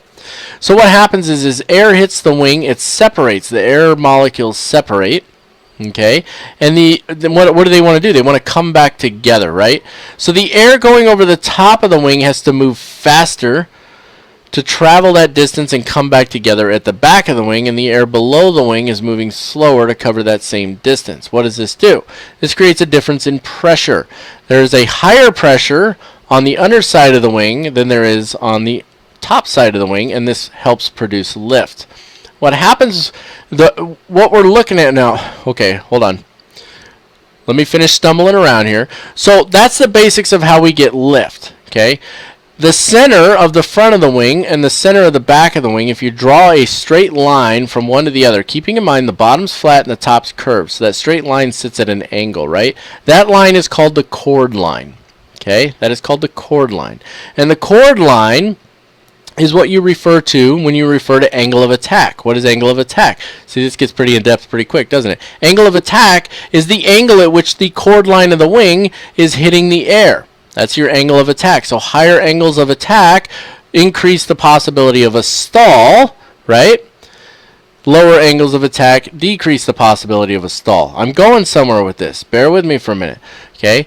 If the angle of attack is based off the chord line, not the wing itself, but the chord line, which is the line from the center of the front of the wing to the center of the back of the wing. Remember, that's an angle because the front of the wing is thicker and curves over the top. Am I making sense here? If I take my flaps and bring them down here, what does that do to the chord line? It changes it. So right now my chord line basically runs straight through this wing, right? But if my flaps are down here, and I'm going to exaggerate it for the sake of the video, if my flaps are way down here, now my chord line goes from here down to here, right? Everybody understand what I'm saying? The angle of attack is related to what? The chord line. So what happens is I'm increasing the angle of attack while decreasing speed. So flaps allow me to create a larger amount of lift in a sense, but more importantly what they're doing is they're increasing the angle of attack of the wing without actually changing the direction of the wing to the wind. This allows the aircraft to fly slower and still maintain lift because I have a greater angle of attack based on my flaps. Does that make sense to everybody? Let me know down in the chat if I absolutely confused the crap out of you. And while you're doing that, let's see where we stand. Cathindra still chasing me down. Worst finger is in third. Pat and Unlucky fighting for fourth and fifth. And Pat has overtaken Unlucky and is now in fourth place. Let's see. There's going to be more arguments in the next question, I'd say. We'll see. You could just say the answers out loud and keep track of right versus wrong. Arguments aside, I think this is actually very well done, Irish. I think it is too. I think you did an amazing job. Thank you so much for taking the time to put this together. Really appreciate it. What is the first NCA flight, Shivam? What are you referring to there? Please let me know. Let's see here. Where are we at? Hold on, I'm trying to figure out where I'm at here. I'm using my available resources. Nothing wrong with that. By all means, use them. Irish said no Google. I did not say no Google, though. Vova, lift. Okay, I'm leaving until this quiz is done. This is painful. I'm actually going to sit here with a frown on my face. That's funny. Oh, good times, good times. Sometimes more than one correct answer, which I forgot to put in. Well, but I think I already addressed that. What is the most appropriate answer? Most appropriate answer. I think you did a great job on it. Yeah, blame Mac. I have no problem with that. I don't know what the F is for. Blame Shaker. Yeah, we were blaming Shaker earlier, but now that Chicken Metal's gone, I guess we can blame her. Let's go ahead and get to the next question here before we run out of time, guys. What is the stalling speed? What is the stalling speed of the aircraft? And you're going to have to look closely at the answers here. Is it the point where the aircraft no longer creates drag? The point where the aircraft no longer creates lift? The point where airflow is no longer smooth over the wing? Or when the aircraft has reached maximum speed? Those are your choices. Those are your choices. That's a good question. I like this one. What is the stalling speed? 4 answers in. I think Chicken Metal had to leave, so that means we're waiting on 2 more now. Good question. I like this one. This is really a good question. Oh, national cargo flight. Gonna do it tomorrow from Orlando to Toronto. Fantastic. There's 6 answers. 1 to go. Who's bringing up the rear? Only I can blame Chicken Metal. Wait, what? Only I can blame Chicken Metal, so take it back. You didn't read all the answers. That's interesting that there's a check mark on one of them, but it says 0. So, I don't know. But the point where the aircraft no longer creates lift is the correct answer. So, let's understand what a stall is. Okay? This model's coming in very handy.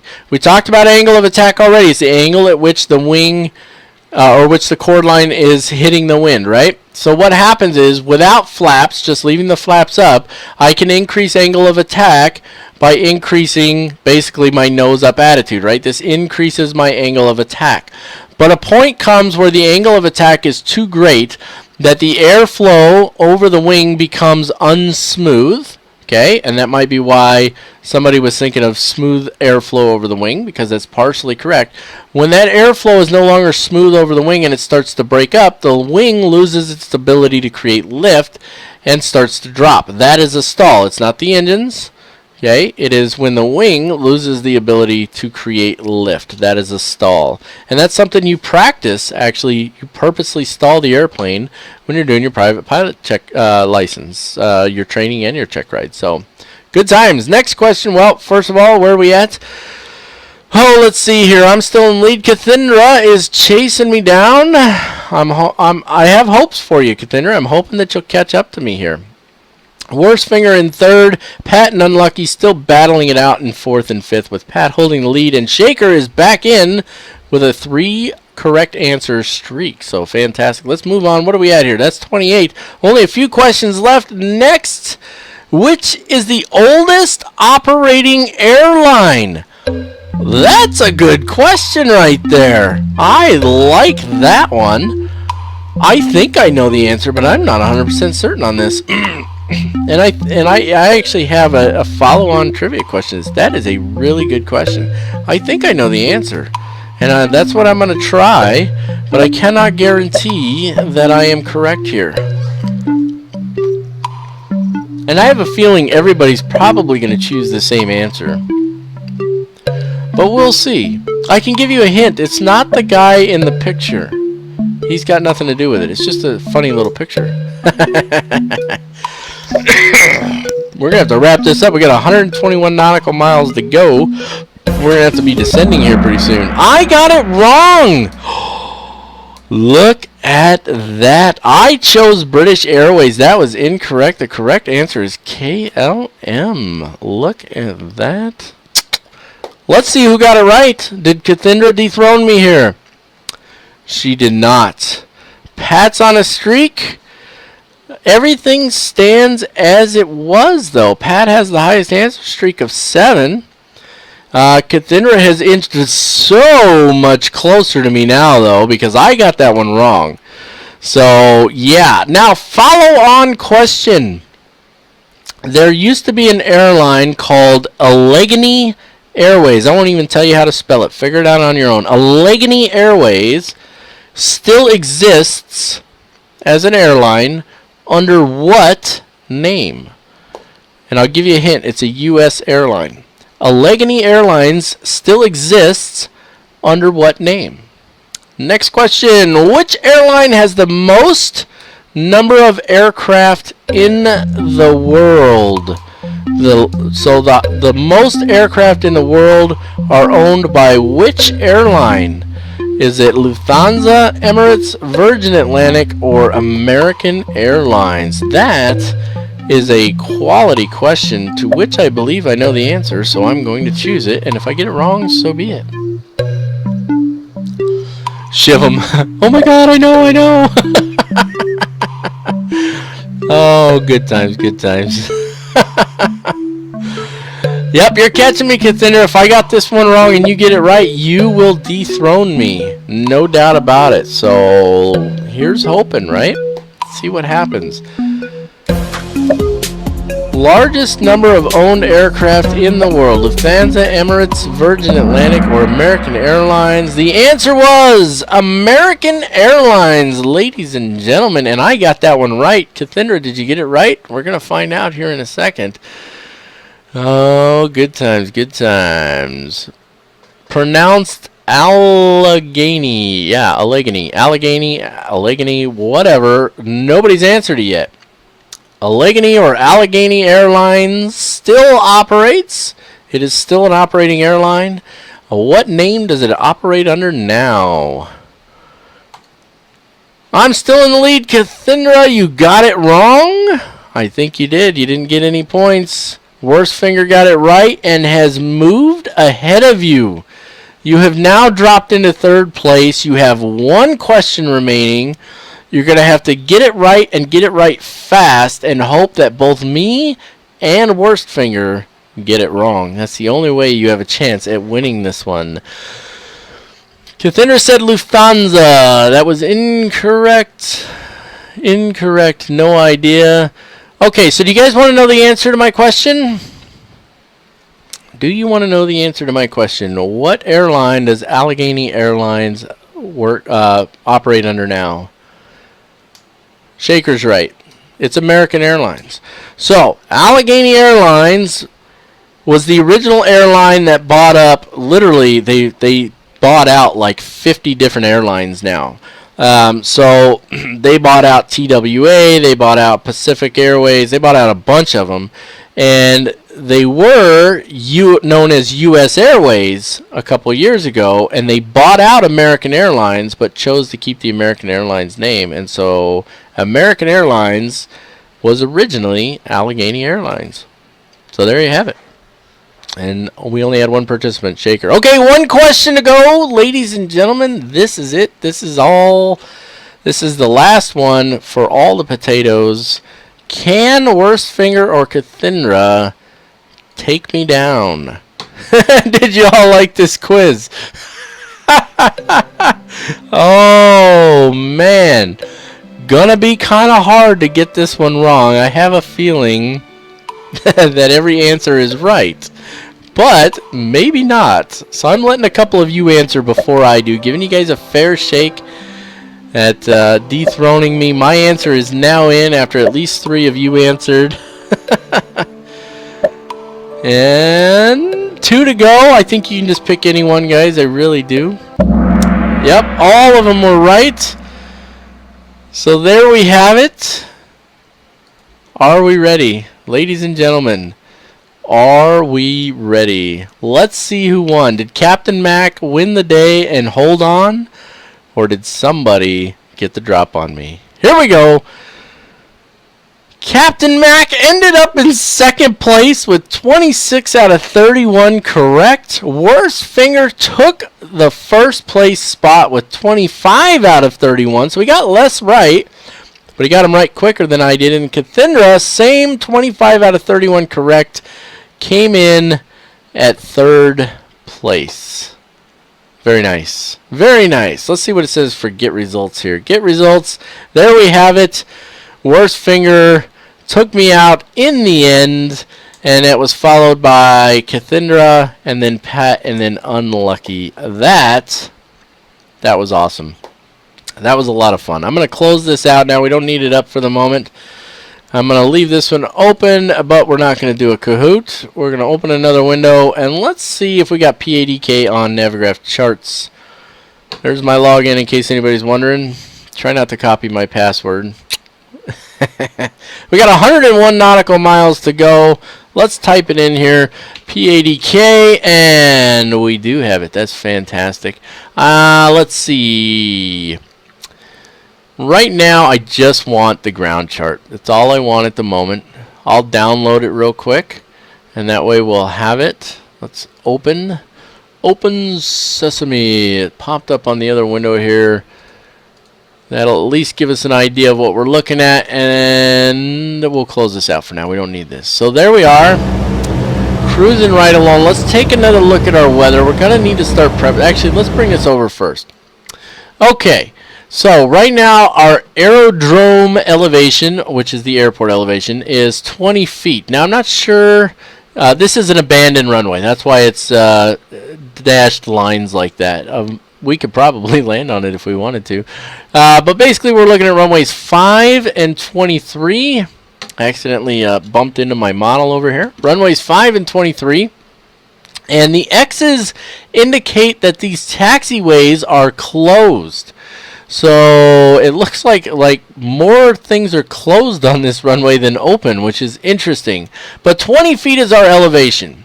So let's move this out of the way here. Let me shrink it down a little bit, make sure I can see it without having to pop it back up all the time. Get that off to the side over here.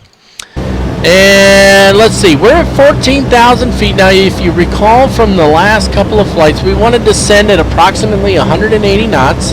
And 1,000 feet per minute. And if we do that, we move approximately 3 nautical miles across the ground for every 1,000 feet we descend. And we want to get down. Let's take a look at that weather. Bringing up the weather here. All right, let's just refresh it real quick. So the wind is 40 degrees at 19 knots. That's a pretty busy wind. The altimeter is 2938. Okay, and the key here is what? It's the overcast. That's what we're really worried about. In the overcast, it says it's at 3,500 feet. That's this guy right here, and it's got it down here as well. This decodes it for you. But if you've never read one of these, this is the identifier PADK. Okay, it's on the 12th of February at 1856 Zulu is when this one was put out. It was automatically reported. Wind is 040 degrees at 19 knots, gusting to 24 knots. That's what this means. 10 statute miles visibility, overcast at 3,500 feet, and then I forget what the MO1 and MO9 means. I don't remember off the top of my head, but the altimeter is 2938, and the remarks Alpha 01 is just telling you that it is a that it's an automated. That's the type of system that's reporting it, right? And then you can see it did just change a little bit. The wind absolutely just completely went bonkers. It was 040. Now it's 010 at 14 knots, gusting to 20 knots. So let's rewrite that. So it's 010. It might change again. Jeez, 19 gusting, or I'm sorry, 14. Right, 14 gusting to 20. So we're still getting some good gusts in there, and the altimeter is still 2938. So you guys see that just changed, and so did our clouds. So broken at 39, overcast at 45. So it seems like those winds are starting to push some of the clouds out of there now. So we want to get down to 2,000 feet, I think. 2,000 feet will put us about where we want. We've got 89 nautical miles to go. We want to go down to 2,000 feet. That means we need to go down 12,000 feet, right? 12,000 feet. So for every 1,000 feet we go down, we're traveling 3 nautical miles, right? So 12 times 3 is 36. That means 36 nautical miles out from the airport. If we start our descent, we should be at 2,000 feet when we get to the airport. Well, we want to add a few miles in there, right? We definitely want to add a few miles in there. So I say, if it's 36, I say let's make it 41, right? 42. 42 nautical miles out, we will start our descent, and that should give us about 6 miles to go from 2,000 feet down. So that should be pretty good. That should be pretty good. So at 42 nautical miles out, I'm going to write that down. We're going to start our descent. Everybody agree with that?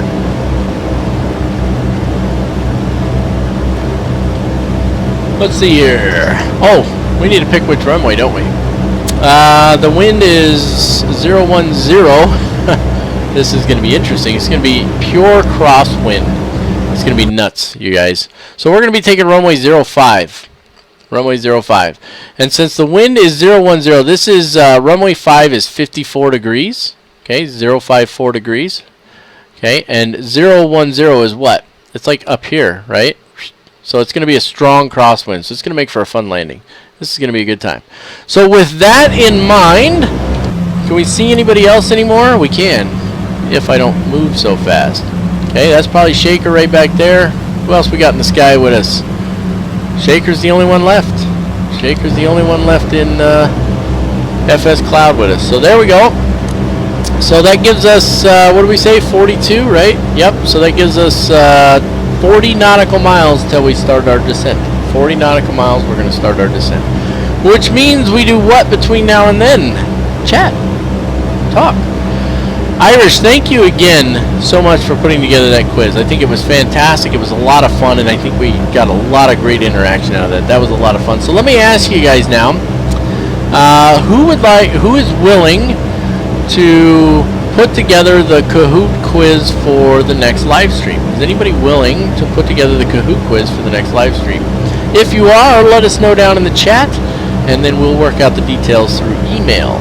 In the meantime, Contender blames Shivam. That's just fine. I think it's probably his fault too.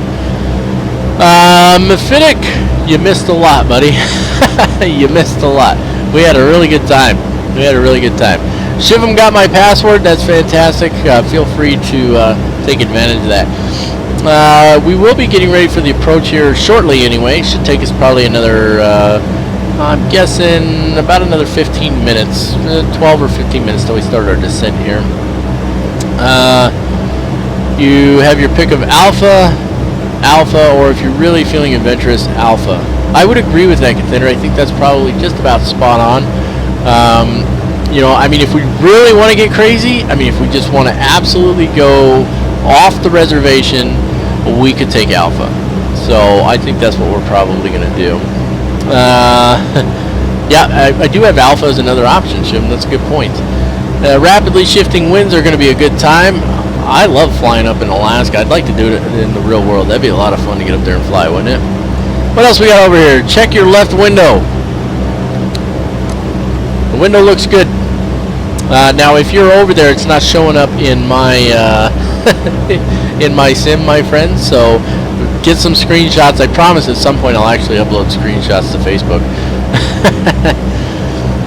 Let's see here. What's your background? Do you mean my desktop wallpaper? I'm sure that's exactly what he was referring to. That was a good time. Personal. Oh, the name. The name is interesting, so I was wondering about your background. It's Elvish. Well, there you go. She's an elf. Fantastic. I'm glad you enjoyed putting it together, Irish. It was a lot of fun doing it, too. I really had a good time with it. I think we had some great interaction, and I hope that next week we'll get even more, and I really hope somebody volunteers to do it. Huge fantasy nerd, so I love elves. Well, you'd get along with my daughter, Ashley, fantastic, because she has elf ears. It's actually hilarious. Her ears look like an elf. Lord of the Rings was awesome. I enjoyed that one. Pat's 30 nautical miles back, so he'll be joining us here at some point.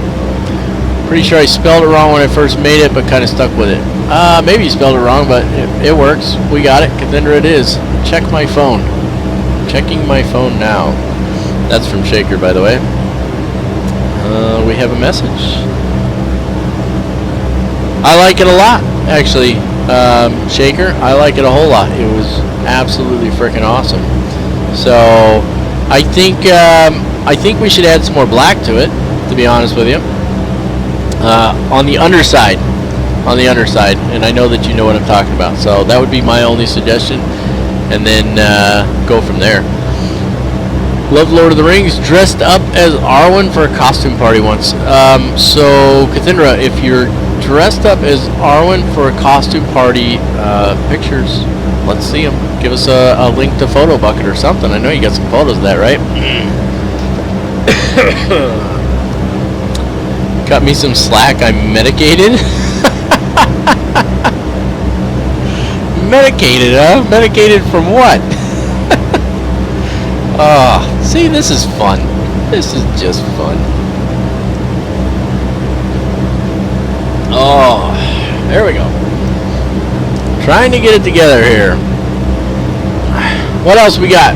Nobody's volunteering to do the next quiz? Really? You guys are killing me. I need help here, people. Like, I can't even get photos uploaded to Facebook. How am I supposed to put the quiz together? Okay, Shaker, I'll look forward to it, man. I will. That'll be fantastic. And I have an idea for one as well that I'm going to do up. I did it once, but it didn't come out right, so I need to redo it. Migraine meds should be in bed, but I'm dumb. Yeah, we all make that mistake. This stream sponsored by Monster? Absolutely not. Because they ain't paying me any money, so why would I sponsor? Why would I advertise for them? Notice, it's backwards.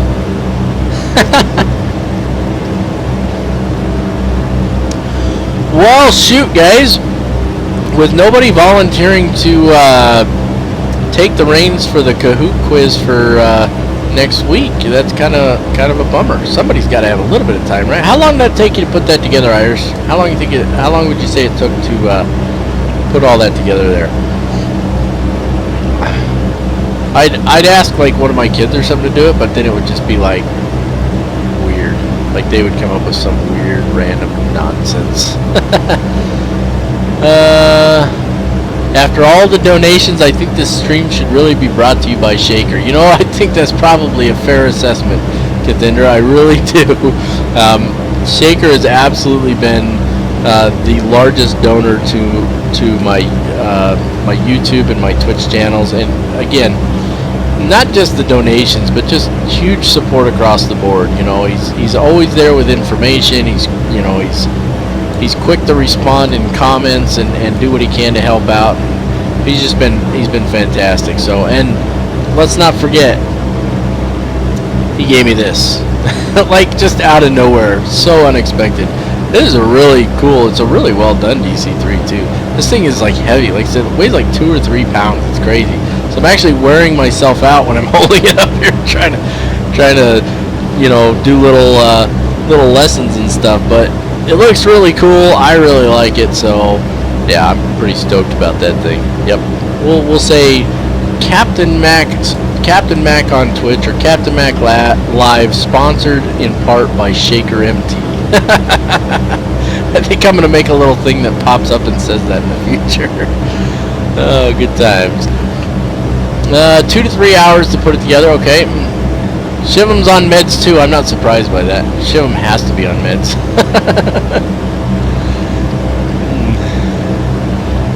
Let's see. Is that a Ghostbusters quote I see? Where? Where's the Ghostbusters quote? I missed it. I missed it. Almost there, guys. 58 miles to go. When we hit 42, we'll start our descent. Not that you're going to be able to see much. It's going to be clouds for most of the ride down. Most of the ride down is going to be just clouds. We got 15 people watching right now. That's fantastic. You know, it's kind of funny as we get close to the end of the stream. Typically, a lot of people start popping in. I think somebody's sending out a message somewhere that says, hey, Captain Mac is about to crash land an airplane. Let's see if he messes it up. And then all these people start coming in, and it goes up to like, sometimes up to like 30 people watching. We get more people watching near the very end of the stream than we do any other time during the stream. So it's pretty fun. Hello, my darling. Yeah, we're still streaming away. We got probably another 30 minutes or so to go. It is very warm in here, isn't it? Would you like to say hi to everybody on Twitch? Everybody say hi to my beautiful wife.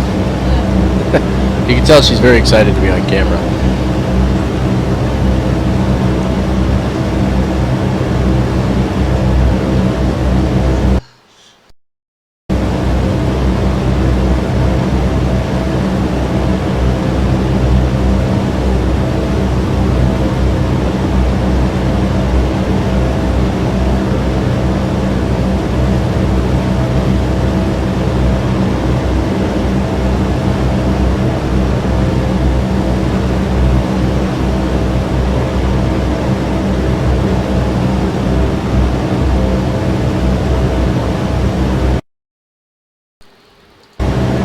microphone there for just a second as she was explaining something to me.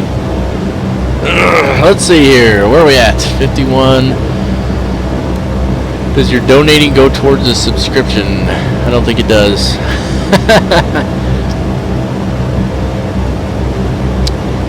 Let's see here. 4 flying with me. That's true. We've got 4 of you flying here with me.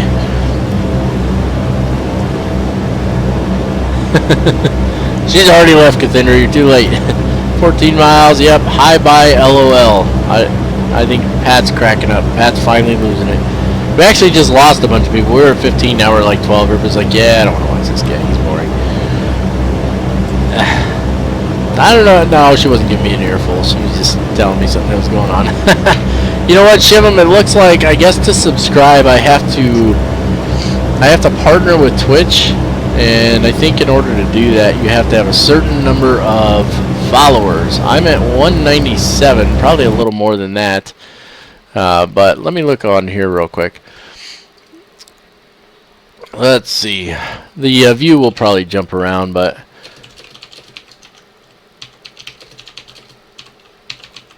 alright, let's see. How do you partner with Twitch? To qualify as a Twitch partner, we look for an average concurrent viewership of 500 plus, not just a one-time peak. Regular broadcast schedule of at least 3 times a week, and content that conforms to our terms of service. So in other words, it's not likely that I'll be partnering with Twitch anytime soon. That's alright though, it is what it is. So yeah, yep, down to 12. Everybody was here. We're down to 11 now. Everybody's bailing out on us. I guess we're just not that much fun. Just not that much fun. 3 miles to go and we'll start our descent. Everybody who's bailing out at this point is going to miss out on all the good stuff, all the fun stuff. It's unfortunate, but it is what it is. Anyway, I swear I'm more stuffed up now than I was when we started. It's ridiculous. There's 44. I'm just looking at the GPS here, guys. 44 nautical miles to go. We, of course, are waiting until we hit 42, and then we'll go ahead and we'll pull those throttles on back. And again, we wanted to send it 180 knots, and so I'll use the autopilot to do it. That is just fine. And the autopilot will start us descending. Oops, I hit it a little too soon. Almost there. Almost. Not quite. Not quite. There we go. 42 nautical miles out. Down to 2,000 feet we go. 2,000, not 0. We'll descend at 1,000 feet per minute. And Gary Kai is now following. Thank you, sir. I appreciate it. Great to have you on board following along with us. As we descend here, we're going to keep an eye on our speed. That's this guy right here. I'm just watching it. And as it gets closer to 180 knots, we're going to start rolling the throttles back. Keep in mind, as we descend, our manifold pressure will increase as the air pressure outside increases. So we'll have to continually monitor it and pull it back. And we cruise at a pretty high speed on this, trying to cut down on time as much as we could. That was the whole idea, you know, because these already take a long time, right? So we cruise as fast as we can, and cruise is always slow in this particular aircraft. There's nothing you can do about it. Oh, stuffy, stuffy, stuffy. So here we go. We're at, what is that, a little over 170 now, creeping our way up to 180. Once we hit 180, we'll roll those throttles back just a little bit. And you can see the manifold pressure already starting to creep up a little bit as well. So we definitely got to keep a close eye on that. And it's into the clouds we go. Go ahead and roll that manifold back just a little bit, not too much. There we go. This is sort of kind of the boring part, you know, all you do is you're just kind of descending down, keeping an eye on things. It doesn't really bore me, but there's not a lot as far as interaction on the stream is concerned, you know. Not a lot to talk about. Look, there's clouds all around us. Not much to talk about. What do we got going on over here? Yeah, Easy usually sticks around. Then went to college for computer networking. Fantastic. The jump to Hawaii is going to be an absolute killer. Because I think we have to hit that in one hop, don't we? I don't know, we're going to have to take a look. Maybe we'll fly into Russia instead. Maybe we'll fly into Russia instead. We'll see. We are obviously going to fly many more legs in our trip than the pilots originally did back in the Vietnam era, and that's simply due to, you know, as it stands right now, we're looking at how long we've been on here. It is almost 1 o'clock, so we've been on here for almost 5 hours. Almost 5 hours cruising away. I'll tell you what though, that quiz killed a lot of time. That was fantastic. But yeah, we've been on here for almost 5 hours now. Oh, I'm sorry, almost 4 hours. My math is that bad, yeah. Almost 4 hours we've been on here. And I mean, that's a long time, right? It's a long time. So I don't know. I don't think we can do a 10-hour. I mean, I could stream it, but I'm not sitting here for 10 hours, so I'll have to be like away from keyboard for a few hours of that, which is, I mean, I suppose that's doable, but no, I mean, I'm not Matt Davies. I'm not going to have 300-400 people watching my stream when I'm away from the keyboard. When I popped into his stream the other day just to take a look, I mean, literally, there were 500 people viewing his stream. I watched for about 30 minutes. It stayed right around 500 people, and he was away from the keyboard the entire time. I don't know when he came back, but he was away from it the entire time. So I don't think I can get away with that. I think if I'm away from keyboard, I'm going to drop down to 0 viewers really quick.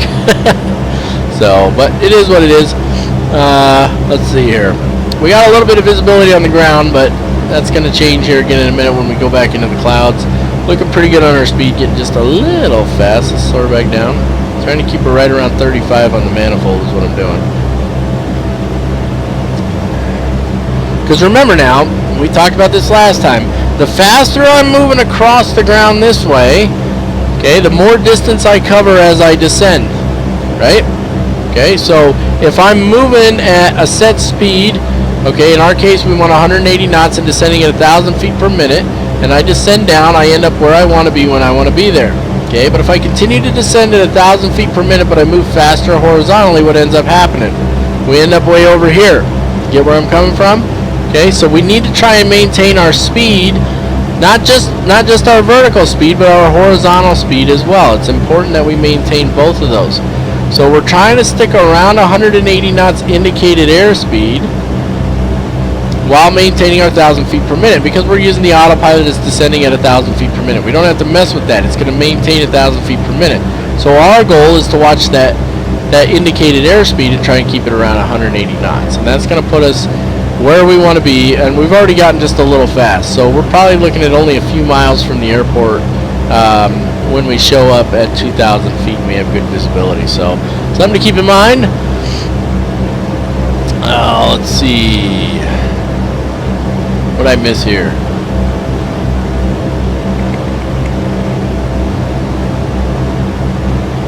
Who's the youngest to pass the CCNA? 400 nautical miles south to Midway, to Midway Island Naval Air Station, followed by island hopping through Wake Island Air Force. Oh, that's not too bad. I mean, if we're looking at 400 or 500 nautical miles per flight, then it's going to be about the same as what we've had, 4 to 5 hour streams. That's not too bad. Let's see.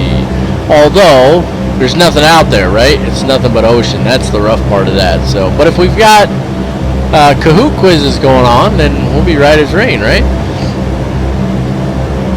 Let's see. Kid Thinner's like, I never said that. What are you talking about? Oh, good times.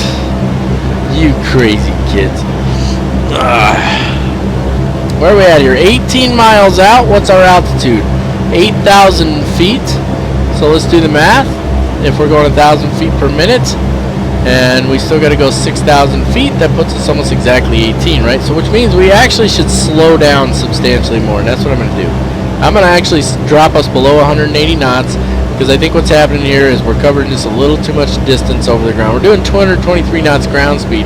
So while our indicated airspeed, we're trying to keep it right around 180, our ground speed is increased, which means we've got a tailwind, folks. We've got a tailwind. Let's double check that weather. Make sure that we're still going for the proper runway here. So the wind is 30 at 16 knots. Okay, so it has shifted again. 30 at 16 knots, gusting to 22 knots. So if we look at this guy right here, that's still the proper runway. Well, we could end up needing runway 23 actually, because 30 is going to be right about here, so that's going to turn into a bit of a tailwind. So we're going to have to switch to runway 23, assuming that wind holds out. My guess is it's going to switch on us right when we're about to land, but we're going to go ahead and we're going to try runway 23 instead. So, and we are still going much faster than I want to. Slow it down some more. Alright, let's take a look over here, see what our fuel's looking at. We're pretty good on fuel. We're right about where I expected we would be. Cylinder head temp's good, oil temp's good, outside air temp or carb temp is good. We can get rid of the carb heat now. I don't think we really need it. And we're looking pretty much good across the board here. There we go. Now we got her down below 180 knots indicated. That's good. We need to get the aircraft to come down a little more. No takers for the next Kahoot. I know, nobody wants to do it now. That's kind of messed up. Do some low flying when you go over the sea. Give us a view. Oh, when you talking when we're hopping out to Hawaii? Yeah, we could try it if we got enough fuel. Oh, it's 1,400 nautical miles. Ooh, that could get. That's a long flight, guys. Give Irish a 1-year contract on the Kahoot quizzes. Can't really give him a contract because I can't pay him anything. The only thing he gets is the satisfaction of watching everybody squirm trying to answer the questions that he's come up with. There's our airport right there, folks, and runway 23 is dead ahead. And we're in trouble. Okay, throttles all the way back. Not quite that far. There we go, throttles. Let's turn the autopilot off. We might be side slipping here. Track IR coming on, little jump. There it is. I'm gonna let her go down here. We don't want her to go too fast. I've got the throttles all the way back. Let's see, the wind's coming that way. Let's try and slip it a little. So rudder full to the left. There we go. Speed's dropping off. And down we go. Woo! That's right. That's what a side slip kind of looks like. Crazy angles. And it's hard to get it to turn opposite of the slip. Alright. I think we're probably good there. Woo! Now we got to get our speed down. Go ahead and level her off a little here. We're going to make this landing, folks. Look at that, speed's going to start dropping really quick as I leveled off here. So even though we're still way too high right now, watch what happens here. Okay, coming in on our flap speed here, or our landing gear speed I mean. Start bringing flaps in. Flaps. Let's get the landing lights on. I should have turned those on already. Let's go ahead and take care of fuel pumps, and let's do our before landing check. Down, green lights. Before landing checklist, please. Flaps. Okay. Before landing checklist. Mixture flaps. 3/4. Full flaps. Throttle's all the way off. We're way too high right now. That's about to change. What do you ask me for? Could you repeat that, please, Ernie? Okay. Before landing checklist. Mixture.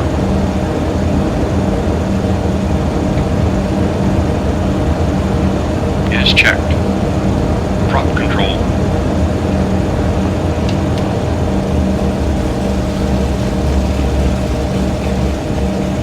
High RPM, cowl flaps, set trail, fuel pumps, both on, landing lights, checked on, We're way cabin too fast. signs, checked both on, flaps, flaps are set and checked, landing gear, We're gonna make it. green lights, tail wheel,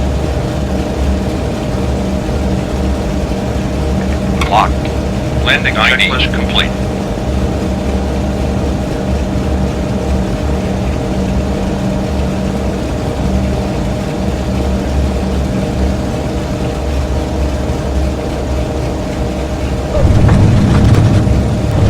ounce. Not too bad.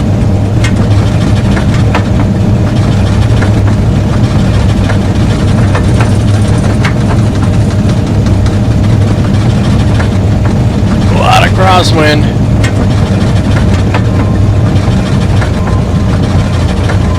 There we go. Tail wheel unlocked. Just like that.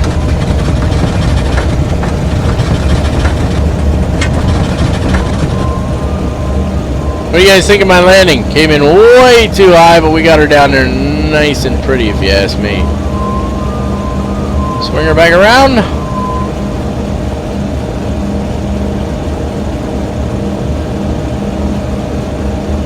There's Alpha. Remember, we said we're going to get all crazy and take Alpha.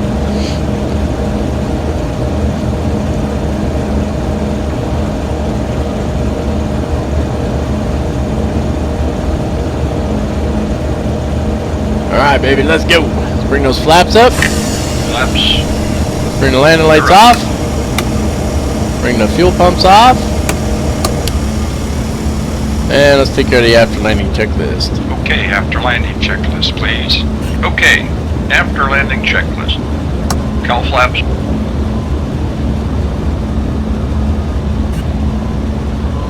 Full open. Flaps. Flaps are confirmed up. Landing lights are off. Pitot heat checked off. Fuel pumps checked. Trim set to 0. Tail wheel unlocked. After landing checklist complete. Alright, there we have it. See if we can straighten her out and taxi her in here. Oh, stuffed up. It's ridiculous. Stuffed like a turkey on Thanksgiving.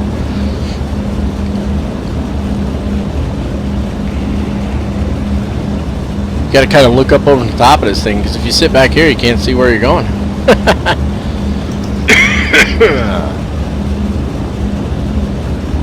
Alright, let's go ahead and increase throttle just a little bit here and get this taxi going a little quicker.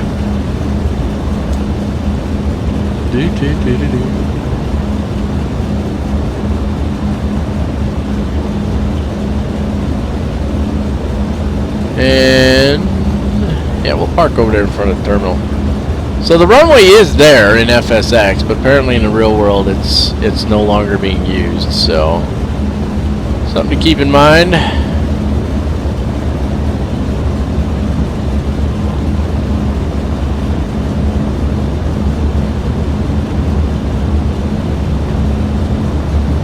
Well, she got going now, didn't she? Ground speed's almost 30 knots. Get her done. Yep, we'll pull in right here. This'll work.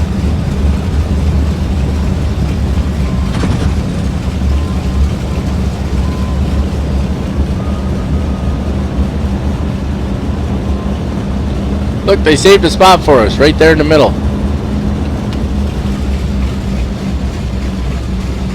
Some nice mountains in the background. And let's swing her around here.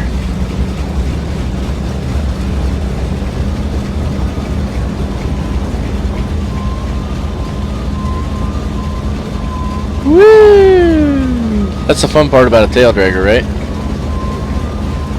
Looks good to me. And there we are. Tracker coming out, little jump here. There it is. Fantastic. Okay, so engine shutdown's pretty straightforward. As soon as I put the parking brake on, they're going to go right in the shutdown checklist. So let's listen to that. Well, that was a nice flight. Very nice, Captain. And the shutdown checklist, please. Shutdown checklist. Mixture. Idle cutoff. Magnetos and ignition master. Off. Tail wheel. Unlocked. Parking brake. Set and checked.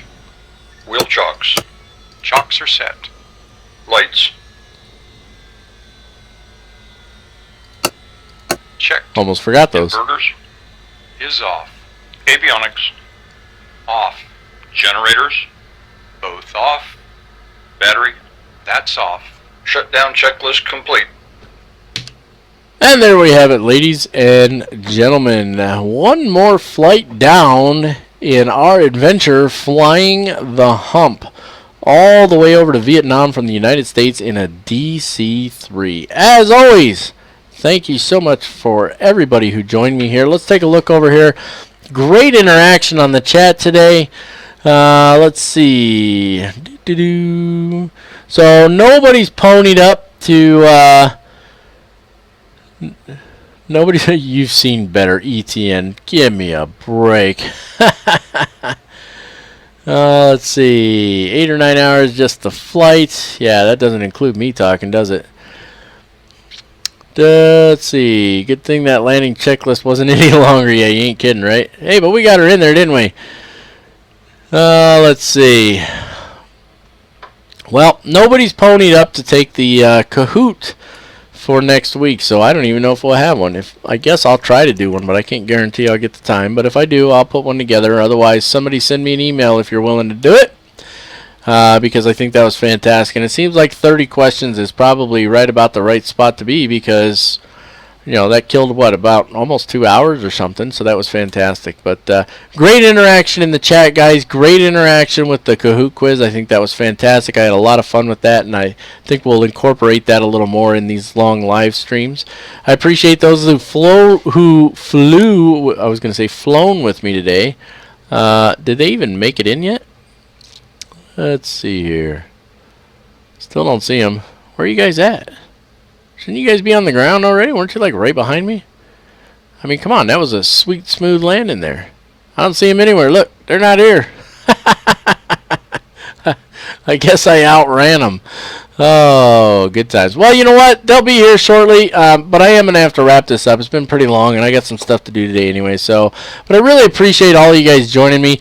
Thank you to those of you who were able to fly with me. Everybody who participated in the chat. Thank you once again, Irish, for putting together that quiz for us. I think that was fantastic. It was a lot of fun. I really appreciate all the interaction and support. Shivam, he'll pull himself together here, and hopefully he'll be able to do the quiz next week. You know, Shivam, you ought to be volunteering to do put together the quiz for us. See, that way you can make sure everything's good to go. But it is what it is, right? So, but I really do appreciate it, guys. Thank you very much. If you haven't had an opportunity already, don't forget, hop down below.